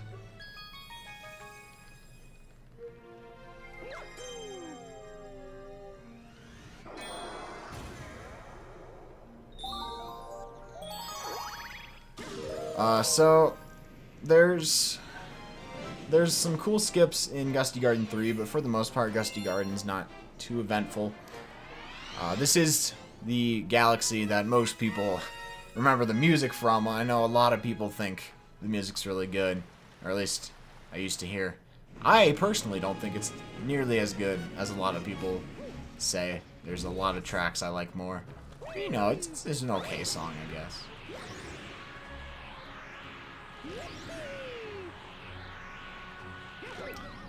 So there's a coin here that spawns starbits that we want to go around because it's actually one of the few things in this game that causes the game to lag. I don't know why those starbits in particular cause lag, but we just avoid it. It's not too hard. In the 120 runs though, I try to grab them just because you never want to be short on coin or on starbits in 120. So that's a skip right there. We can use the Dandelion to get off early, skip a few planets, and we can triple jump on up here, or we can not triple jump on up there. I think if you fail the triple jump, it's actually faster to go to the bottom and use the vine like you're supposed to, but you can just triple jump there and skip a couple of those planets. I guess I kind of forgot that Dandelion skip was even a thing. I forgot it was a skip. But here we're going to talk to the bunny, and we can actually just long jump right into the bunny once the chase starts.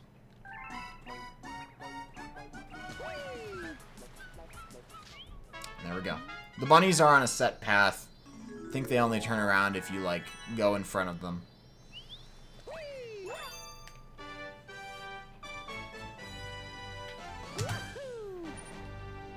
So Gusty Garden 2 doesn't really have any skips in it. Except for a minor one at the end. And then it has a boss fight at the end as well. One thing to mention here is that the whole enemies don't move unless they're on screen thing is very important for this level because there's a part of the level where you have to kill 3 moles. And their cycles are heavily dependent on them not being on screen unless you want them to be. So I shouldn't fail it, but at times I have failed it and have been sent on a wild mole chase around a giant question mark planet that you'll be seeing, and it can be very, very annoying to screw up.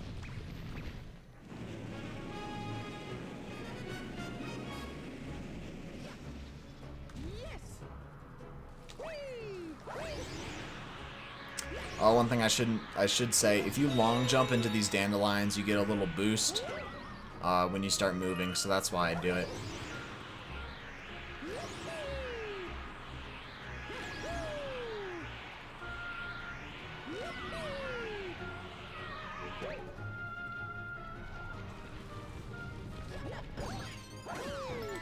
So we've been making our way to the top part of this question mark. Hopefully the camera is in a good position. It's in an alright one. This first mole is easy to get.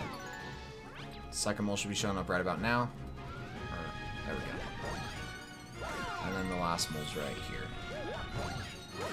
So that went just fine. We'll be able to make it over to the launch star just in time, before it spawns even, or before it is active. And here, they're actually, this is one of the few spots in the game they decided to put invisible walls. You cannot just triple jump straight to that last planet, but it doesn't make much of a big difference. You can just ground pound on these, and we'll send the mole dude, caterpillar. It's probably a caterpillar. Well, no, what's it called? A worm. It's a worm. A mole? Did I say a mole? What am I doing? Instead of bringing that guy up, we can just triple jump into this.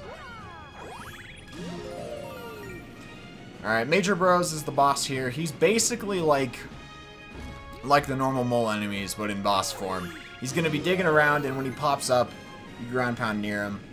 There's a little trick we do at the end. In the last phase, when we ground pound hit him, and then hit him, he will dive back into the ground. or actually when we just ground pound, he'll dive back into the ground, and then he'll rush at you, and you have to do it again. But you can actually just ground pound right away, and he'll pop right out of the ground again. The ground pound hitbox is active from the moment he starts diving back. Ouch. That doesn't usually happen. Let's try that again. So you can actually... Oh. Good thing this is not the Daredevil version of the fight.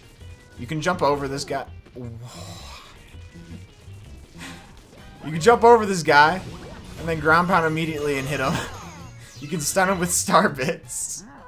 And, just stop him in place, be able to hit him easier.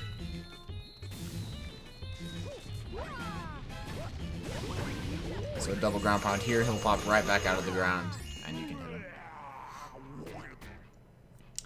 We'll be fighting that dude again in the Daredevil comic. It's the exact same thing. Hopefully I don't take damage there, because if I do, I die. Never a good time taking damage there. So Gusty Garden's secret is basically just we have to hit a couple coins and it will spawn a Starman power-up, and we'll be able to break open a golden chain chomp and grab a star. And then we'll get to do Gusty Garden 3, which has a cool skip in it. It's a little bit different if you're doing it with Luigi, or there's a faster way to do it. But it's still cool regardless.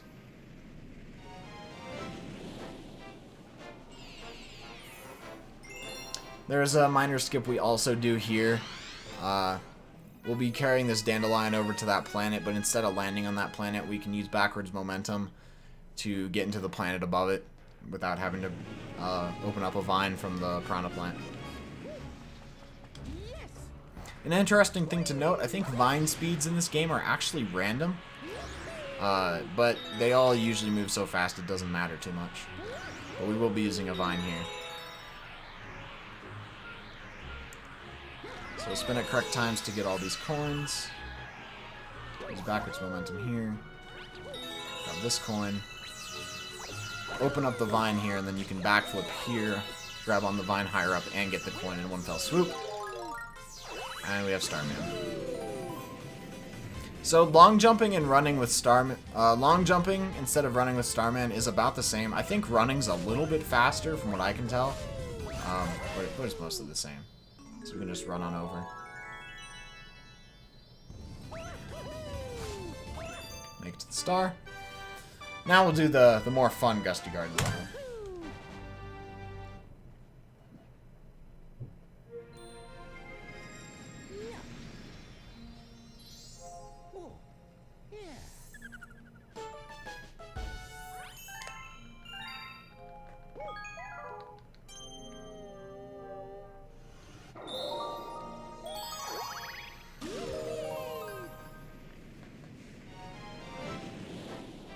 So there's an even cooler version of a skip you can do here that for the longest time no one really did.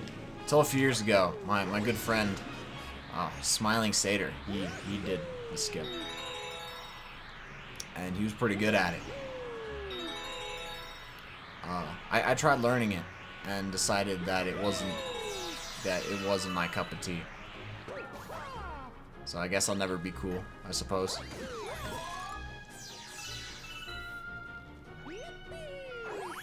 So we're skipping the star here. Even though the star movement is faster, it is slower to grab it. Just gonna be long jumping here. Gonna not get hit by these plants, so we'll just spin over it. Then we're into this next section, which you're supposed to use these poles and stuff to collect star chips, but we don't have to do that.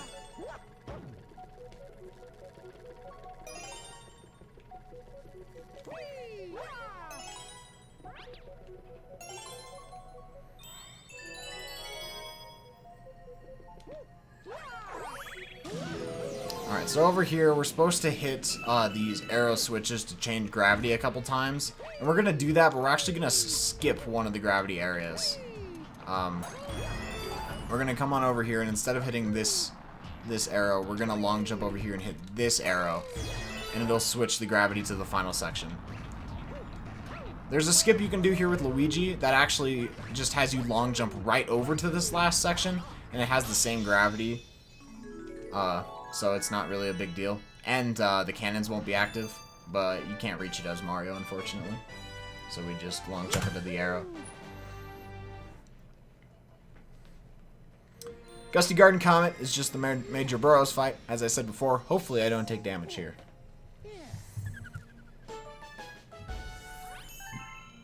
I could bring up one thing. There is a thing in this game called 2P, which is technically faster, but not a lot of people run it. Basically what it allows you to do is you can hold enemies in place, which can be helpful for a few things. It actually, I think, changes the route. That allows you to do Battle Rock Secret. You can also do a special 2P jump by tapping on Mario with the second controller and pressing A on the first controller at the same time. And there's a glitch you can do where you can spin ground pound and like press at a certain spot at like Mario's feet, somewhere around there, with the 2P controller, and you can do an extra jump in midair. And that can be used for a few skips. I don't run 2P right now. Maybe I will eventually. For right now, I don't. You don't really get to use that in Galaxy 2 though, because 2P works a little differently, so you can't 2P jump. So basically, it's the same fight. I should mention, actually, I guess this fight has RNG. Where Major Burrows shows up after digging into the ground is RNG, but he never shows up right beneath you, luckily.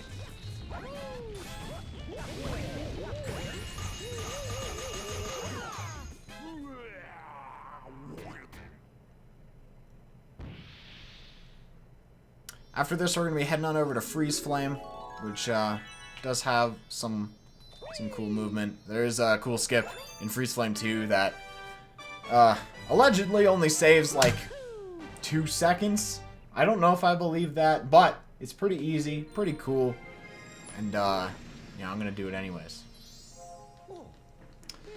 Freeze Flame 1, we're actually going to be doing a skip at the beginning. That's actually like an intended skip, an intended little shortcut.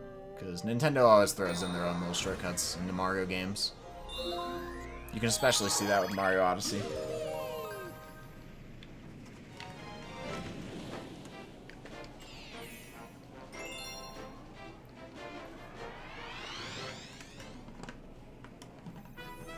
I'm also going to utilize spin canceling with a long jump. A little bit here, it'll save a little bit of time. So we're going to start off this level basically with, I think it's supposed to be like a skating tutorial or something, because you have to catch this penguin. I actually got a frame perfect jump here, which I don't usually do, so that's pretty nice. Catch the penguin really quickly, he doesn't move very fast. You do move quicker on ice when you're skating than like normal walking, and your long jumps also go further. And sometimes you can get a lot of momentum with just a normal jump. I think skating without the ice flower, though, does work a little differently. So instead of going to the right here like we're supposed to, we're actually just going to triple jump up here. And do their little skip here. There's a nice little sling star. Very friendly of them. And I'm going to spin and then long jump cancel it, and I'll just open that up. And instead of going on those moving dudes from 64, I don't remember what they're called, you can just triple jump off, or you can just long jump off that block. Make it up to Baron Burr. And we can make it to the second phase before the power-up even runs out. This is a pretty easy fight. You just backflip right into him. And he doesn't have to try to crush you in order for you to stun him. That was actually a really good Freeze Flame one. Possibly the best one I've ever done. Might get a best segment here. It was.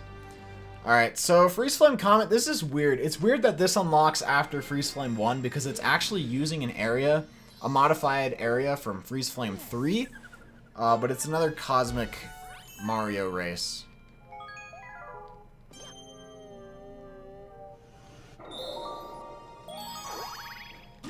Basically, the difference here is that there's all ice instead of lava. But you'll be able to see this later. Here's a really good spot to get a frame-perfect jump, because if you do, you can actually jump right into the cutscene that starts the Cosmic Mario race, but if I don't get it, it's not a big deal.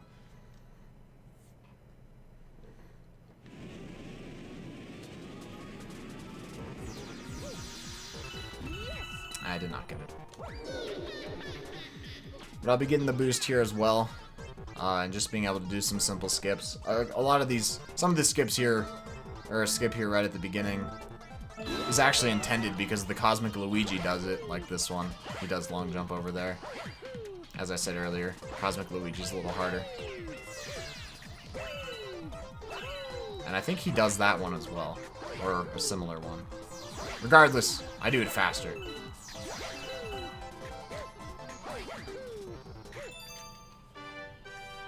Alright, Freeze Flame 2 starts off with a star chip collecting section. They're all trapped in little crystals, and you have to spin at them, but there you don't have a hitbox right away, so what we do is we just let go of the control stick and Mario will kind of skate in place while we let the hitbox spawn.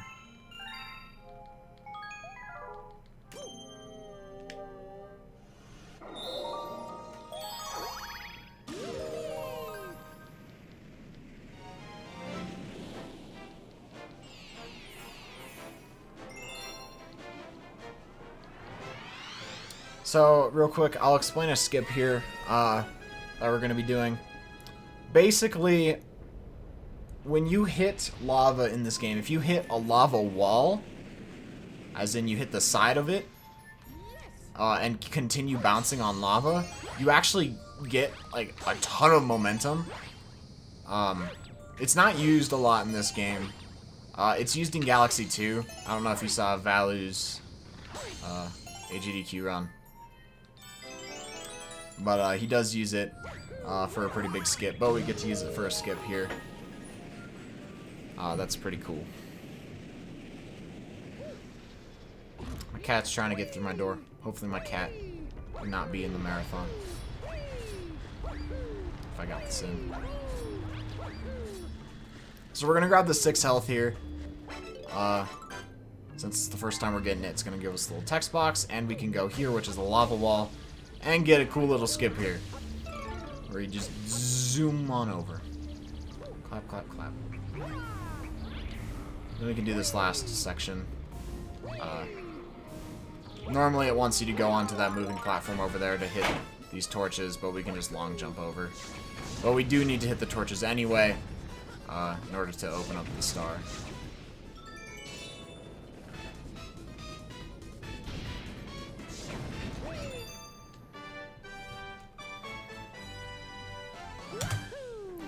Freeze Flame 3 has a couple skips that we get to do, including the ones that we saw in Freeze Flame Comet, because the section is pretty much the same there, except it's with lava, and you use the ice power-up. And I can give a little bit of trivia when we get there. Maybe some people don't care, but I thought it was interesting. So we're going to do a skip in the beginning, where we basically just jump around the planet that we start on to skip a little skating section. And as cool as it is seeing lava and ice in the same spot, we don't have to do it.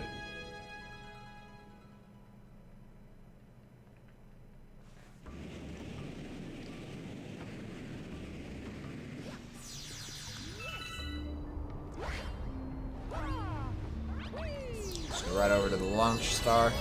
And in this next section, what we're going to do is we're going to do another skip. It's pretty simple. Normally you're supposed to go, or after this area, you're supposed to go around into a little lava area. I'll be honest, I don't remember exactly what you're supposed to do there, because I have not played that area in two and a half years. There's a lot of urchins though. Basically, instead what we're going to do is we're going to triple jump up on over to this gate, and we can just grab this fire flower without having to open up these gates. And those urchins will never be seen again.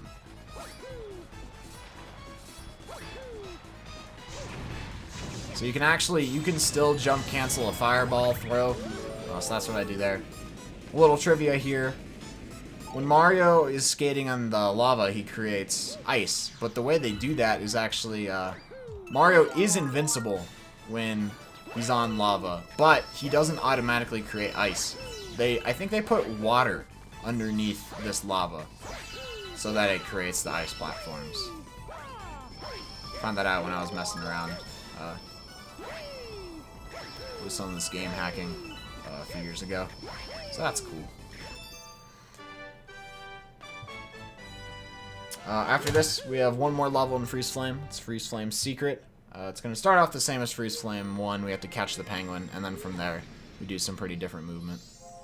We get to do a nice little skip that involves slope climbing, and then just go through the level pretty quickly.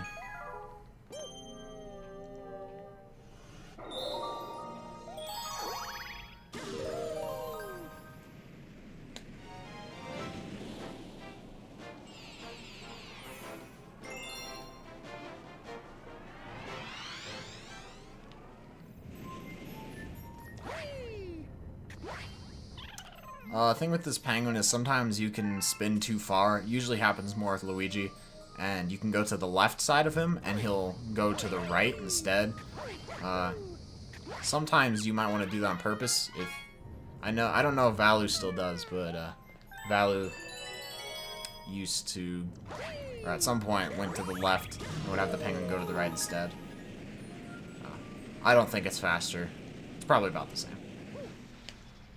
So instead of going straight here, we're going to take a right.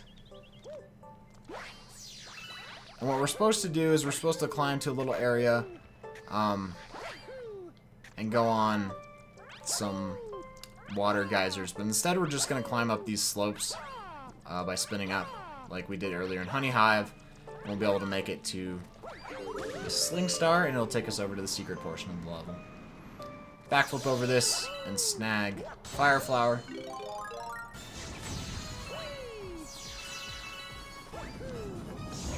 We can long jump past those snowmen. Backflip up here. Open up this snowman using some jump cancels.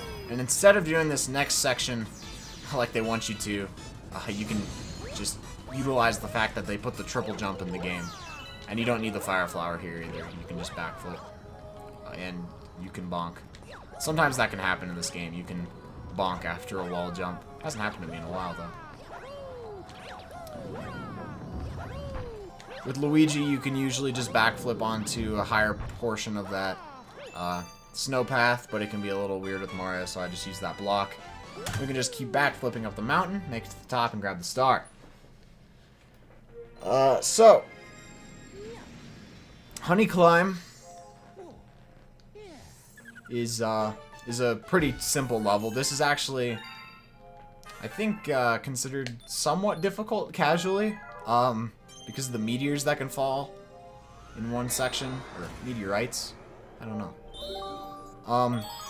But there's actually a really easy way to avoid them. We get the nice little Mario 3 remix here as well. I'd like to give a shout out to Smiling Satyr once again. Died 3 times in this level once, it was pretty good. We also get 160 star bits here, so it's pretty useful. See if we can get a frame perfect jump. Only ever gotten 2 here. Doesn't happen very often. Oops. So basically this whole thing is we just jump and fly. We don't have to go around these honeycombs where it wants us to. We can just fly over all of it basically. Get right up to the launch star. Now in this area there are meteorites falling and stuff that a lot of people can find tricky. But the secret is they're actually super close to the wall. And you can just kind of fly right past them, and then when we grab onto the honeycomb again, you can just fly right over them. They're not a threat at all. They're not nearly as far out as you'd think. They're actually pretty small.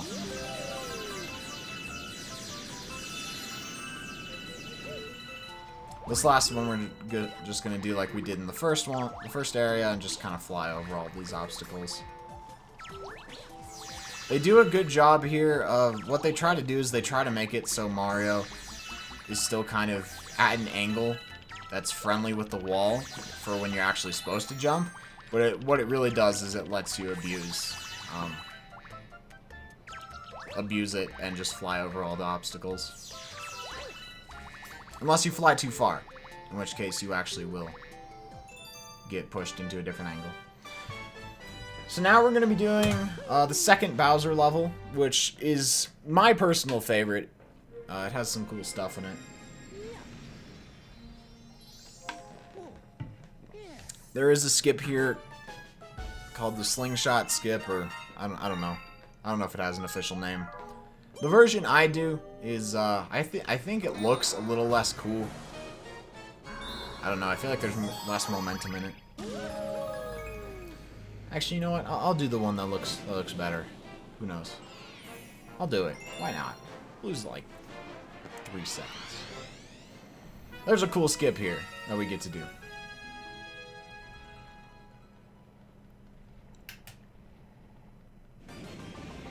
And then the Bowser fight's also pretty neat.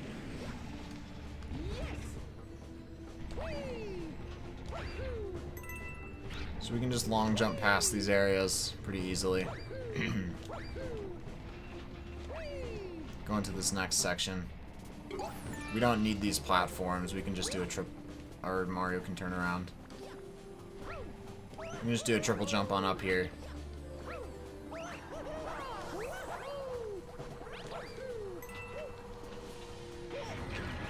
I was about to say preferably I don't die here like I've been doing lately. You know. Why not?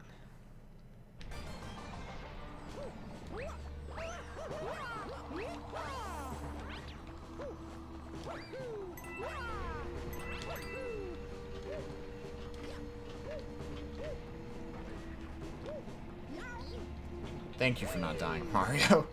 Normally the cycles would be different there had I not died.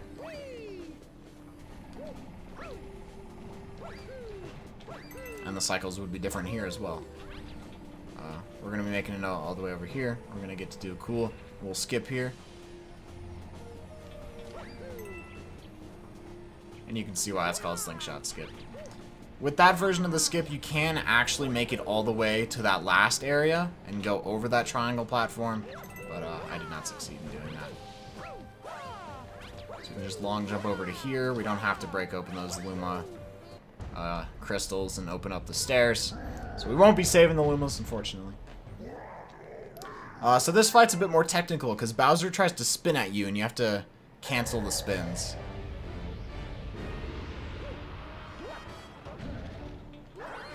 So first we'll spin away from him, then he'll spin here. He'll do it once.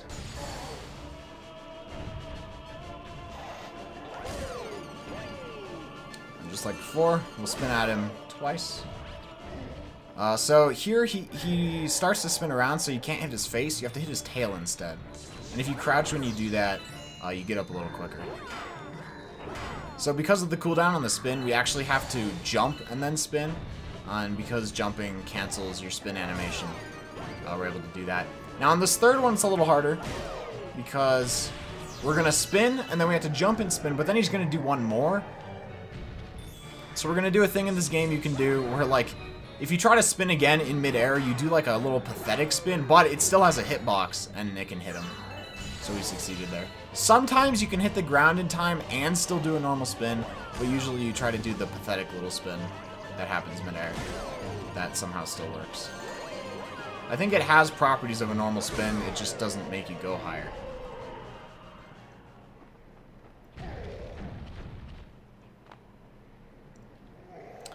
So that is Bowser 2, and with this we'll be unlocking the engine room. And after this is another good time for donations if this run gets it.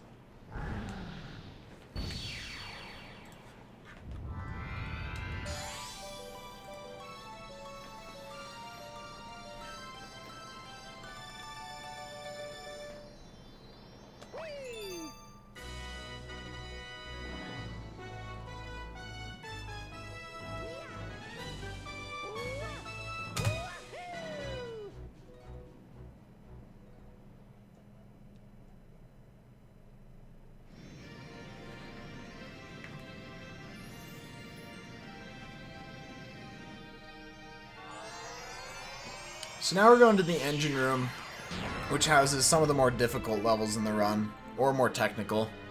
We're starting off with Gold Leaf, which I think is the hardest galaxy in the engine room to speedrun. followed by Toy Time. But there's some pretty cool movement you can do around here. Gold Leaf 1. Gold Leaf Galaxy is basically... The model is a reversed version of Honey Hive, and it's like kind of autumn colors instead. But Gold Leaf's pretty cool. Gold Leaf 1's basically collecting 5-star chips scattered around the map and then going to do a bunny section. Now this bunny section's a little different because if... it's one of the harder bunnies to hit with Starbits, at least for me. And if you don't catch it with the Starbits that you collect, you have to run around. But Mario's not quick enough to catch up to the bunny on his own, and he has to use buttons to bring up platforms, and that wastes a lot of time. Luigi can catch up to the bunny if you miss it. It still loses time though, but Mario loses a lot of time if you fail the bunny.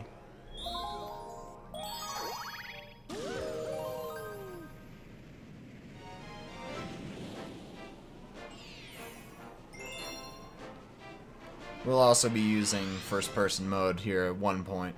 One of the only other times we use it in this run. This level compared to Gold Leaf 2, Gold Leaf 3, however, is pretty much nothing. But it's still pretty fun.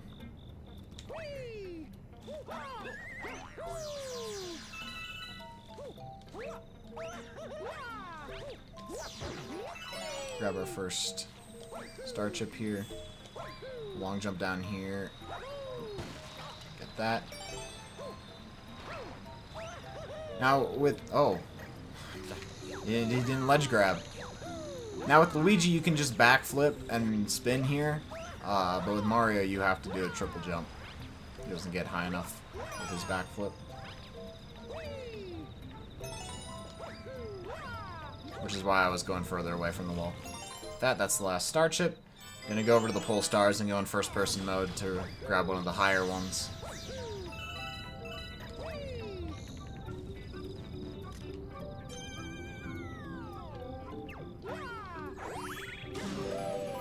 And let's hope I can hit this bunny.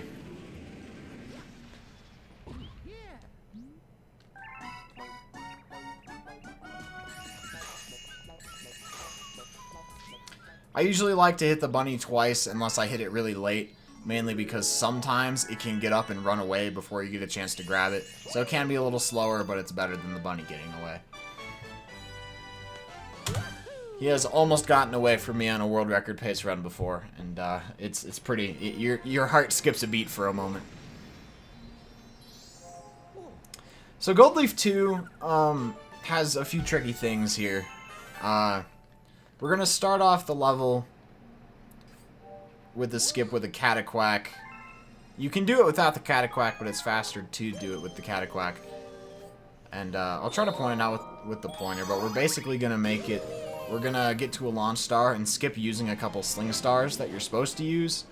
I think what you're supposed to do is go to the Cataquack, use the sling star near the Cataquack, then it'll launch you to another portion that you could just walk up with spin slopes anyway. And then you get another sling star, which brings you up to the launch star. Like, you're supposed to go from here to there, if you watched my pointer. But we can just skip that. But we're not done yet, because there's more stuff. So after that, we're supposed to carry a Cataquack. Or we're gonna walk up here, use a side flip instead of using a Cataquack. And we're supposed to carry a Cataquack all around this little green maze thing, but instead we're gonna time a triple jump here and get right up here. And you can actually just do some straight long jumps here. Go right in the Cataquack, and we'll make it to the launch star. That triple jump's a little bit harder than it looks. You have to work on getting the timing down, but it's not too bad. And here, instead of using another Cataquack, we're gonna just triple jump here and grab B. Normally, you could just jump up and fly with Luigi here, but with Mario, we're gonna do this weird momentum thing you get by spinning off that dirt. I don't know how it works, but we're able to fly right up to the star. There's a lot that goes on in this level, and it took me a long time to get down, but I enjoy executing it, and that was a really good one. Gold Leaf 3 is another level with a few skips. There's a skip we do with a tree here, the camera angle looks a little odd and is definitely very odd. Normally, you could just backflip up the tree, get a really good angle, and you'll see what I'm talking about. We skip a pretty big portion of the level. But if we want to go even faster, we can try to do it with a triple jump and try to deal with the bad camera angles at the same time. As Luigi, it's not too bad because he jumps really high, but with Mario, it can be kind of finicky, so I wouldn't be surprised if I fail it. So normally you're supposed to go on the area that's like right above Mario right now and go through this big ol' obstacle course or whatever. I failed a triple jump there. Alright, let's try this again.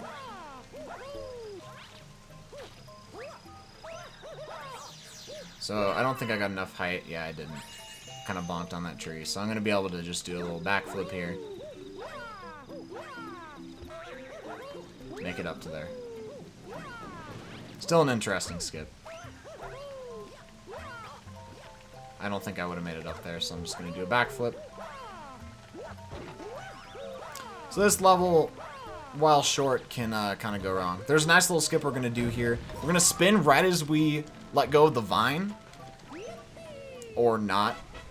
A skip you should be able to do if you don't fail it like me is you can spin right as you go off of the vine, and you can spin out of the starting cutscene and he won't attack you for the whole time. I'm incapable of playing well though. Ideally that would not happen during a marathon. I'm not all that good at fighting this dude while he's shooting. So that's a little embarrassing for myself. But we'll just nab this star. And this next level is Ghostly Secret. We're just gonna go on into Gold Leaf Secret. We're just gonna go on into Gold Leaf 2. And basically go in a bubble, and we hit music notes, and we make a nice little tune.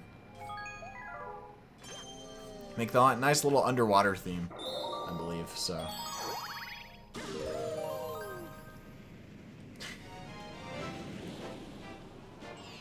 And we can just utilize slope jumping, or slope climbing with spins here.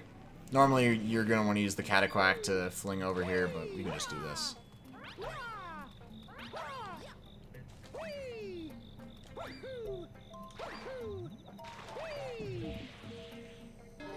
We can ring the bell with the pointer, so we can start over here. See if I can get some good notes here.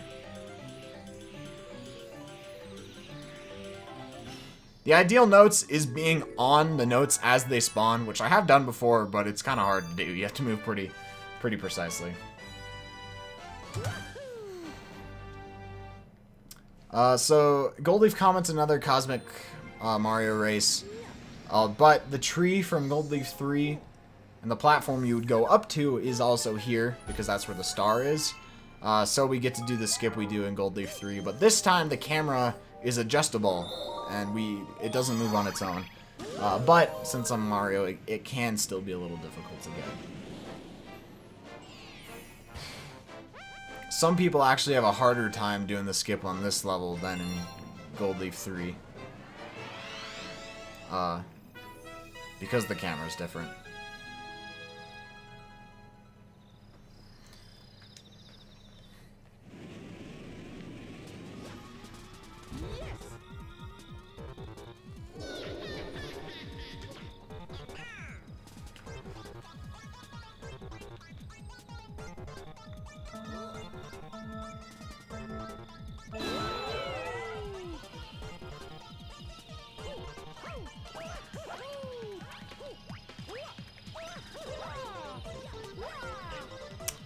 Fortunately, I didn't get it. Had a bad angle.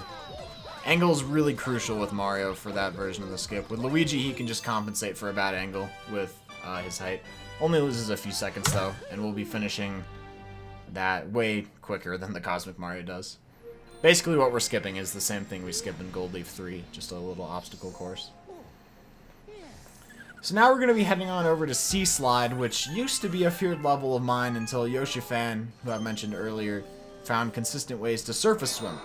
which I will explain now. In this game, unlike Galaxy 2, if you're underwater, you can spin infinitely, which is already a really fast way to move. It's the fastest way to move underwater, not using a shell. You don't usually want to do that, except we will in this level.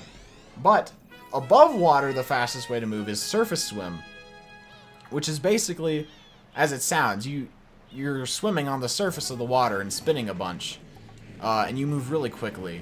You will see me do it here in a moment. I don't know exactly why it works, but it does. This level's an auto-scroller, though, so this would be really good for donations. So we move really quickly there. I think it probably has something to do with... Don't quote me on this, but...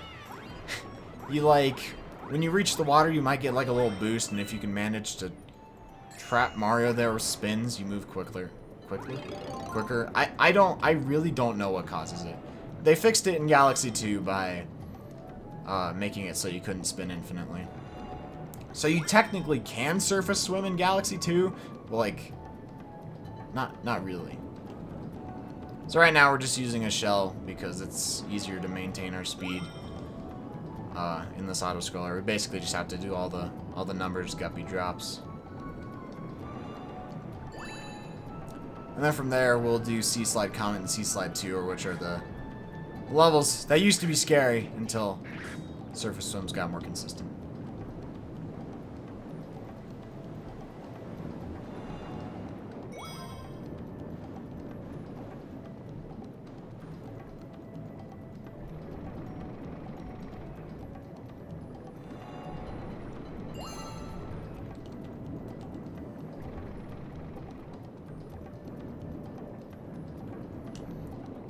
Alright, that is all the numbers, so we'll just jump out of the water and grab the star he gives.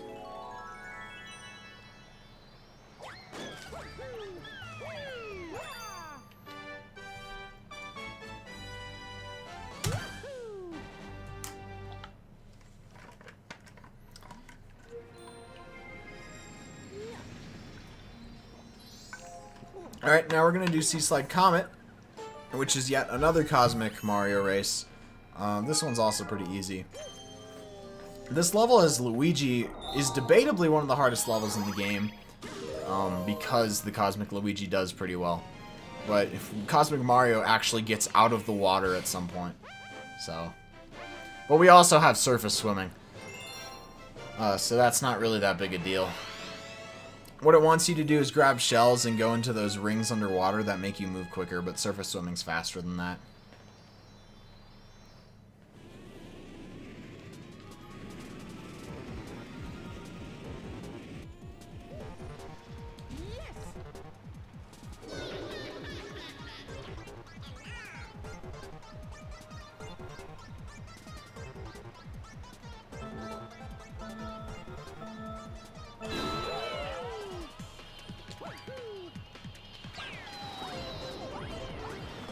Apparently, if you hold up while surface swimming, Mario also moves faster. I don't know how true that is, but I do it anyway. And yeah, this allows us to just beat this level pretty quickly. Cosmic Mario is still like way back there. Even Cosmic Luigi would still be pretty far behind. So now what we're gonna do is in Sea Slide 2, we're gonna be utilizing surface swims a bit more. There's a different surface swim, so this level's basically a penguin race. It's already easy on its own, but because we can surface swim, we're basically going to destroy these penguins. So not only are they incapable of flying, they are also incapable of beating a plumber at swimming. So I don't know how they should feel about themselves. And these are racing penguins too. You got to keep that in mind. So pretty embarrassing, I would say.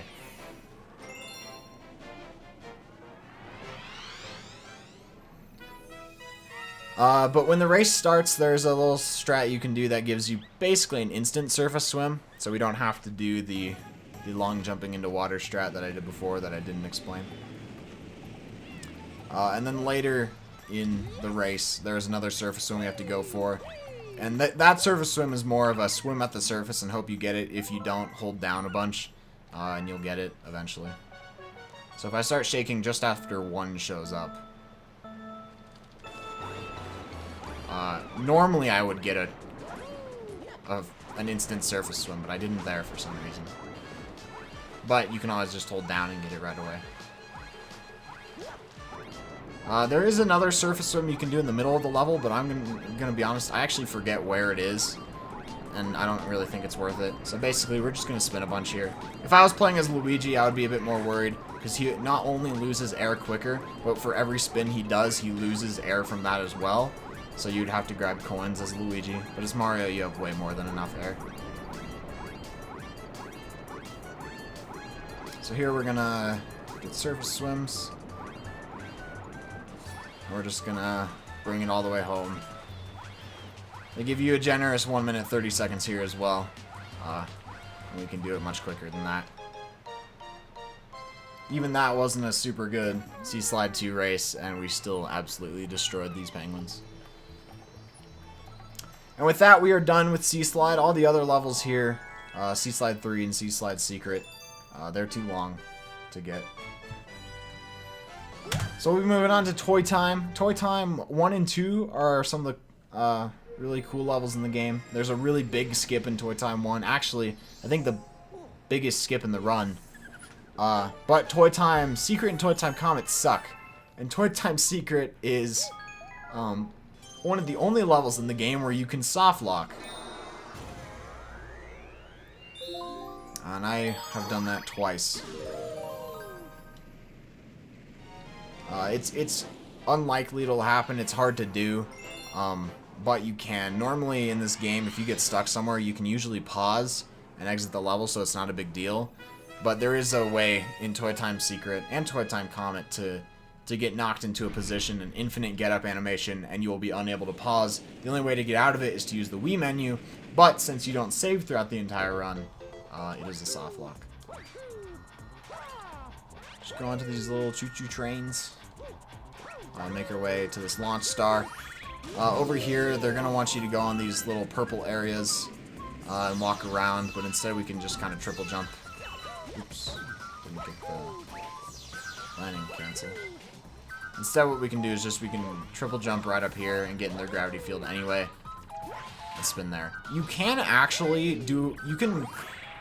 You can get into that launch star without pulling up that screw using some really precise spins, but I've actually never pulled it off, and I've tried before. So here, what they want you to do is get Spring Power-Up, but if you've ever played this game, Spring Power-Up's really slow, and you know that. You can do this entire section without it. The Spring Power-Up, you move super slowly and you jump super slowly, but you go really high. Only once in this game is it needed, and even then, if you're using 2P with your extra jump, you don't need it to beat any level in this game.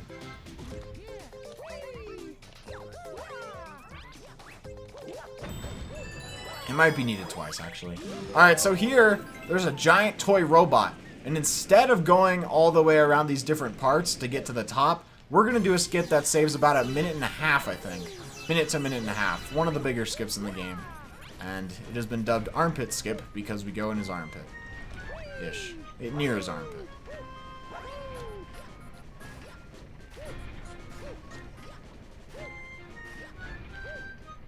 And we can make it all the way over here. Do a nice little backflip or triple jump up to here. And we are now at the top. We would be. Come on. We're now at the top of the robot. And we can just ground pound these blocks, and we've defeated him. Normally you'd ground pound and go in the middle, but you only have to break the blocks. You don't have to go into the middle. And that skips some really big sections. And casually you would also use the spring, which is, as I said before, pretty slow. We don't want to do that. So.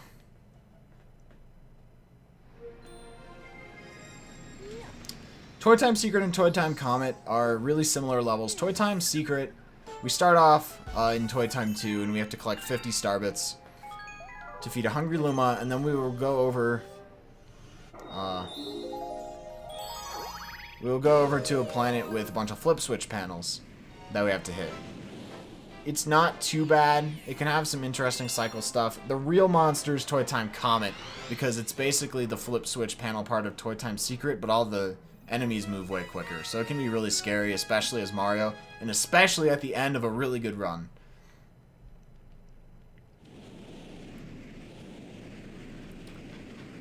So, But Toy Time Secret's not too bad. I think Toy Time Secret and Comet are where some of the weirdest stuff can happen. I've been crushed mid-air by a Tox Box before. I have also once walked up to a Tox Box with Luigi, tried to just run up against it, and instead of that happening, it just crushed me. As in, I wasn't under it at all. I was just walking up next to it, and it crushed me. It was interesting. A lot of weird things have happened. I was almost crushed here once on world record pace, but instead I bonked from the underside of a Tox Box. You had to be there. So yeah, these Tox Boxes move pretty slowly, so they're not much of a problem.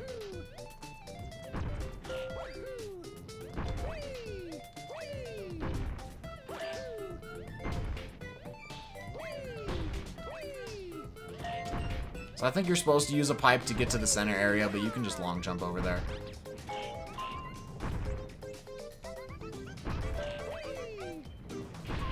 We do have to wait for some of these.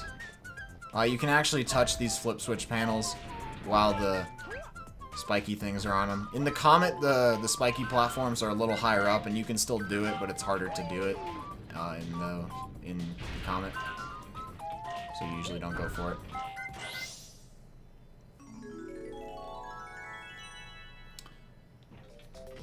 So, the way you soft lock is you get hit by one of those spiky platforms, and it'll hit you in between two flip switch panels and send you into an infinite get-up animation, basically. It's pretty unfortunate. But it didn't happen. It usually happens on Toy Time Comet if it happens.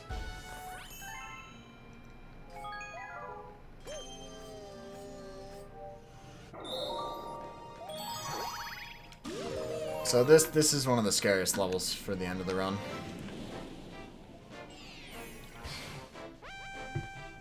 Because the Tox Boxes move very quickly here.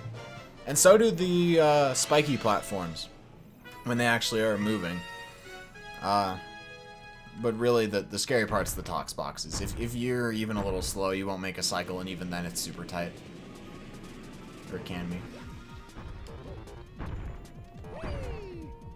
Actually got a frame perfect jump there, so I'm not even behind a cycle. There.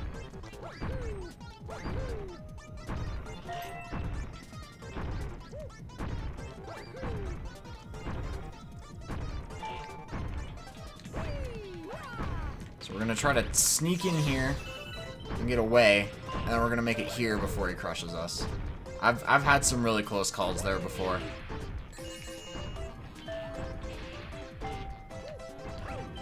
I think the spiky platforms in the Comet are also bigger. Oh, Mario did not walk into the flip switch panel, and he's still not for some reason. So that's a small time loss there. Cycle behind.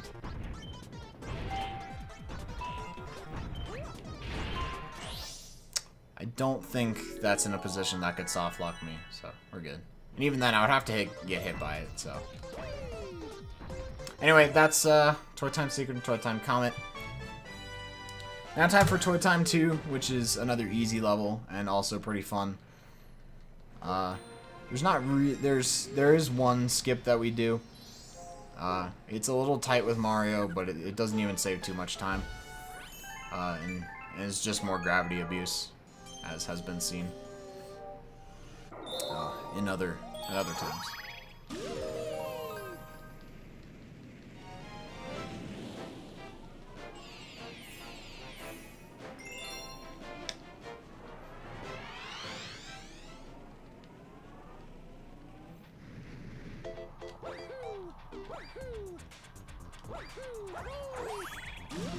They probably want you to ride the train to get to that launch star, but we can just long jump. So here there's more star chips that they want us to get. Here we're gonna try to do a triple jump to get on up to a screw early. I think I screwed that up. I screwed that up. I get it. So you can triple jump up there. It's much easier as Luigi. Not nearly as tight because he jumps higher. But not the end of the world. It only saves a few seconds. So we'll go this way. Cancel a spin. See if we can backflip and land on this dude. We did. I don't usually get that as Mario. You can be in bad position. So we can bounce on the enemy and get a little higher on this screw. And then we go to this last little section. If you played Galaxy 2, you may recognize it as, man, I don't even remember what it's called. Mario something Galaxy. Mario Star? honestly, I forget the name of it. It is a little different though. And we'll just be grabbing some silver stars here. Mario Squared Galaxy is the name. I remembered. That's a lie. The chat told me. Yeah, we'll just be grabbing these silver stars. And making it all the way back.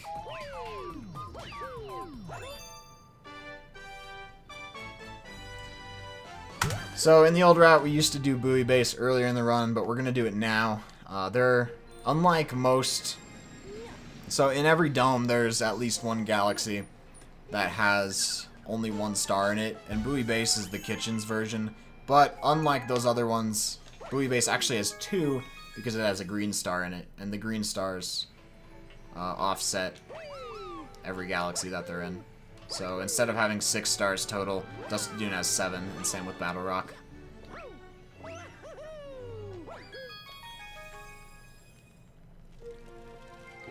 There's only a few levels left in this run. I didn't mention it earlier, but it's 60 stars to get to Bowser. And then 61 when you grab his.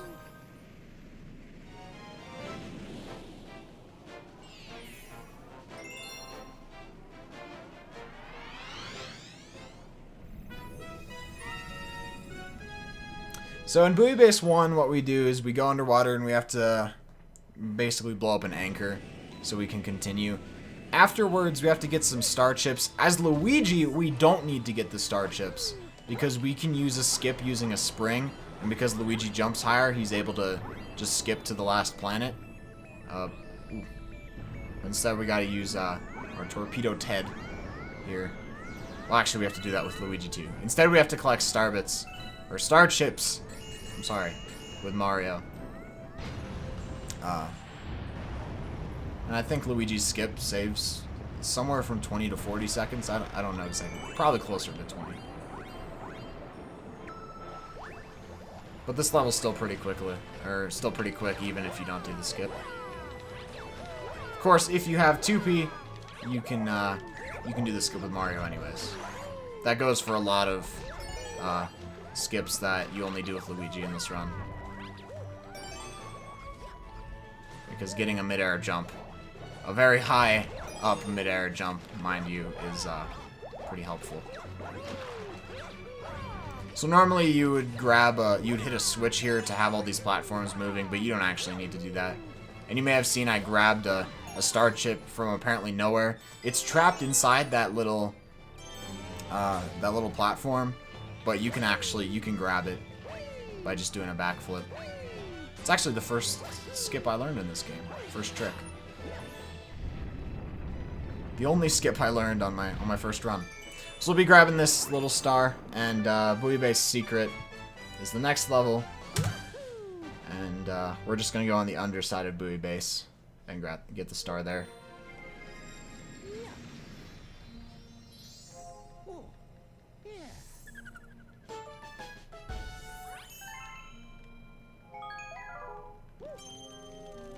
So in Buoy Base, on Buoy Base Secret, what you're supposed to do is grab a bullet bill, and you're supposed to kind of carry it to the left, you'll see what I mean, and bring it around to a cage. But we don't actually need to do that. We can skip that. I think even casually I skipped that. I don't know if I've ever brought it around that way. I did get a frame perfect ground pound there, which is nice, because if I had gotten a spin pound, I would have hit the penguin. We don't want that. Penguin abuse is for Mario 64 only. Even though we demolished the penguins in Seaside 2. Seaside's in Odyssey. So we're supposed to go around this way, with the bullet bill. But we're not going to do that. We're just going to carry this dude over and jump so he doesn't hit the electric balls. And we can just grab this star.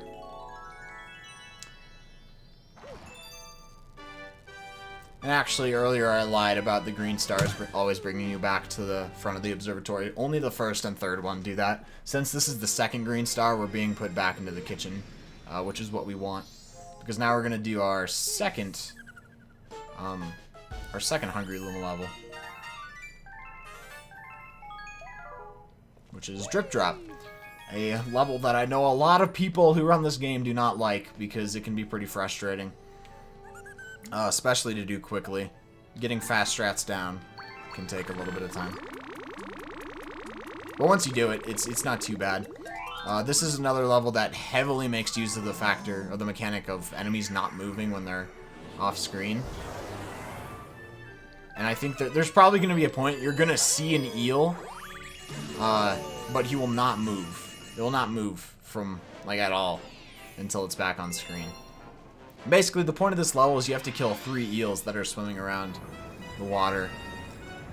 And when you do, the star will appear. So hopefully I'm going to be able to get some pretty good strats here. Quick little level. Just like all the Hungry Luma levels, basically. They're all really short.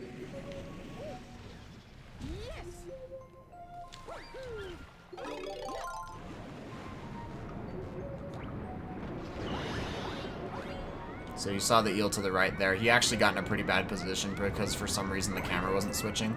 If you press, oh my goodness, I'm failing really poorly. Alright. I promise I wouldn't do this if I got the game in. Normally I would have hit the eel that I just missed, and then I would have hit this eel like right away. I failed that though. That works, I suppose. The shell tried to home into me and instead hit the eel on the way. I had some errors there because if you press C in this game, it'll swing the camera behind Mario. But when I was doing that for the first eel, it actually didn't swing it behind Mario like the first 2 or 3 times I hit it, and I don't know why it was doing that.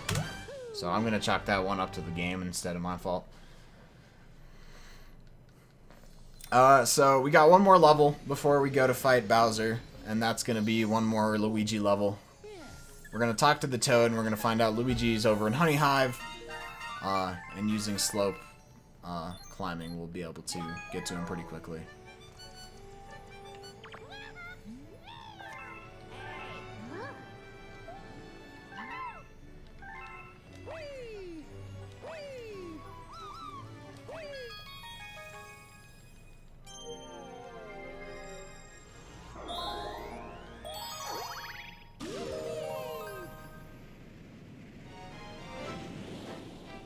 So you can actually, he's going to be up on a tree and you have to spin at him. You can actually shoot a star bit at him to knock him down, and you can kind of do it through a tree. I'm going to see if I can get that, but I usually don't. It's not a big time loss if I don't get it.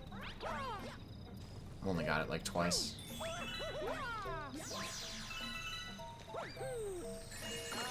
Got it. There we go. It barely saves time. But it's cool. Or not. Alright, so this is going to take us back to the front of the observatory because this is our 60th star. And we're going to go do the Bowser level. The Bowser level is kind of long. There's a cutscene before it, and the fight is also the longest Bowser fight, but it is pretty neat. There are 2 skips we get to do in the Bowser fight, both of which are very, very easy. I'd say the hardest part of the Bowser level to do optimally is actually the first and last section. And then the Bowser fight's really easy.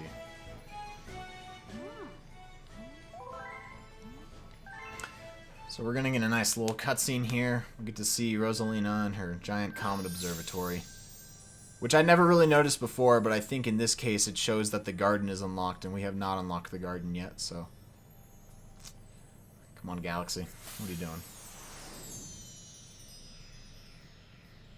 So, if you want, you could read donations here.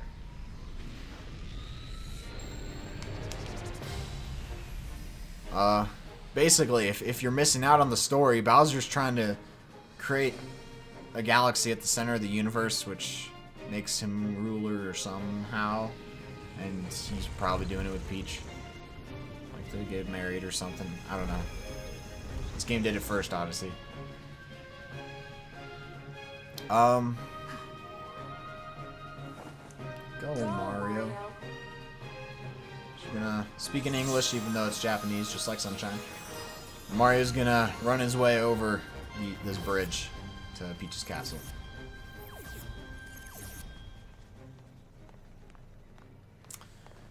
So this first section of the level has some interesting like circular gravity fields. At the very beginning here, I'm going to do a nice little trick where I can kind of jump out of it while Mario aligns himself upright, and I'll be able to do a jump, hopefully. Basically, this section is just trying to get through it really quickly. Nothing too crazy here.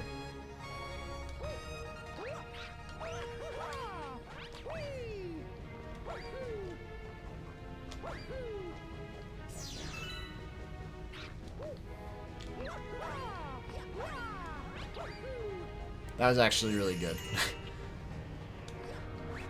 that was perfect. I don't usually do that well. So this way, there's a, if you long jump straight down, there's an invisible wall, but if you long jump to the left, you can just bypass it. So we can skip that area. And here's just a little skating area, not too difficult with long jumps. Here we can just long jump to the right. There is no invisible wall. You just get to skip this little section. And even if you fall in the quicksand somehow, you can actually still survive by just spinning a ton and waiting for it to push you. Oh, and I missed a cycle here because Mario did a slow ledge grab. That's fine. So in this area, oh crap. I'm gonna play that safe. I took damage in a spot I didn't mean to because my cycles were off. You can actually just long jump and you won't get sucked into the other gravity field with Mario, unlike Luigi, whose jumps will go too high. I also got a nice little momentum jump there. Gonna hope that dude doesn't kill me. that would have sucked. We're just basically gonna long jump through this final cylinder. Long jump simulator, am I right?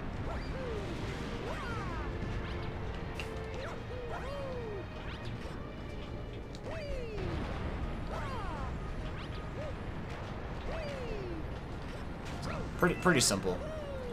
There are some stuff that can go wrong here. There's stuff that can go wrong. That can kill runs still. Level's not too hard, but you know, if you're on good pace, the nerves can get to you and you can screw up. So I'm always kind of afraid to do this level in good runs. So here I'm going to try to long jump up some stairs. Mario doesn't long jump up these stairs as well as Luigi does, and there's one stair that I've never been able to long jump to. I always bonk. Just because his jumps aren't as high. And we'll reach Bowser and do his 3-phase fight, all of which are pretty simple. There we go.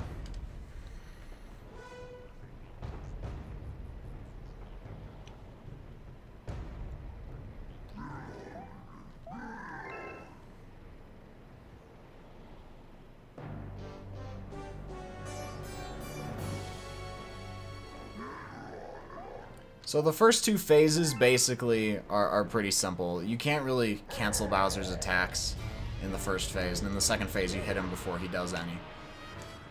So what he does here is he's going to jump a little bit. You can't reach him in time, so you can't cancel this. And he's going to roll up into a ball, like the rock power-up from Galaxy 2, and you can just hit him. And then you can do a little 0.5 second time save by spinning at his face right here. And it makes him jump like half a second faster.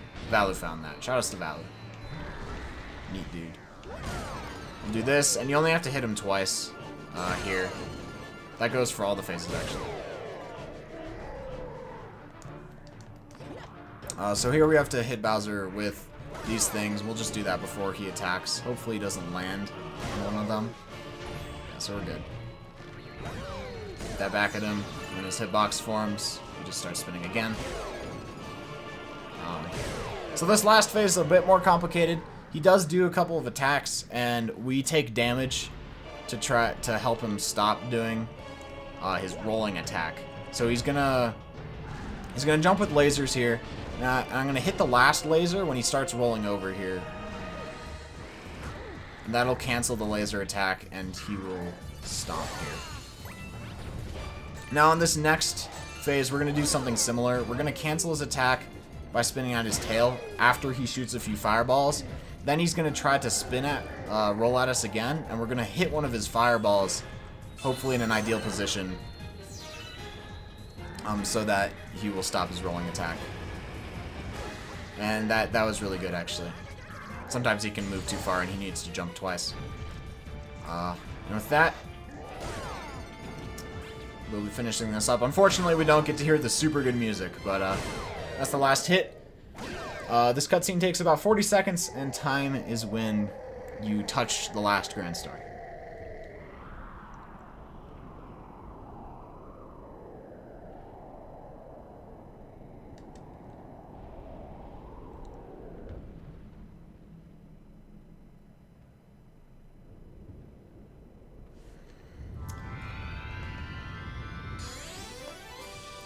So that's Galaxy.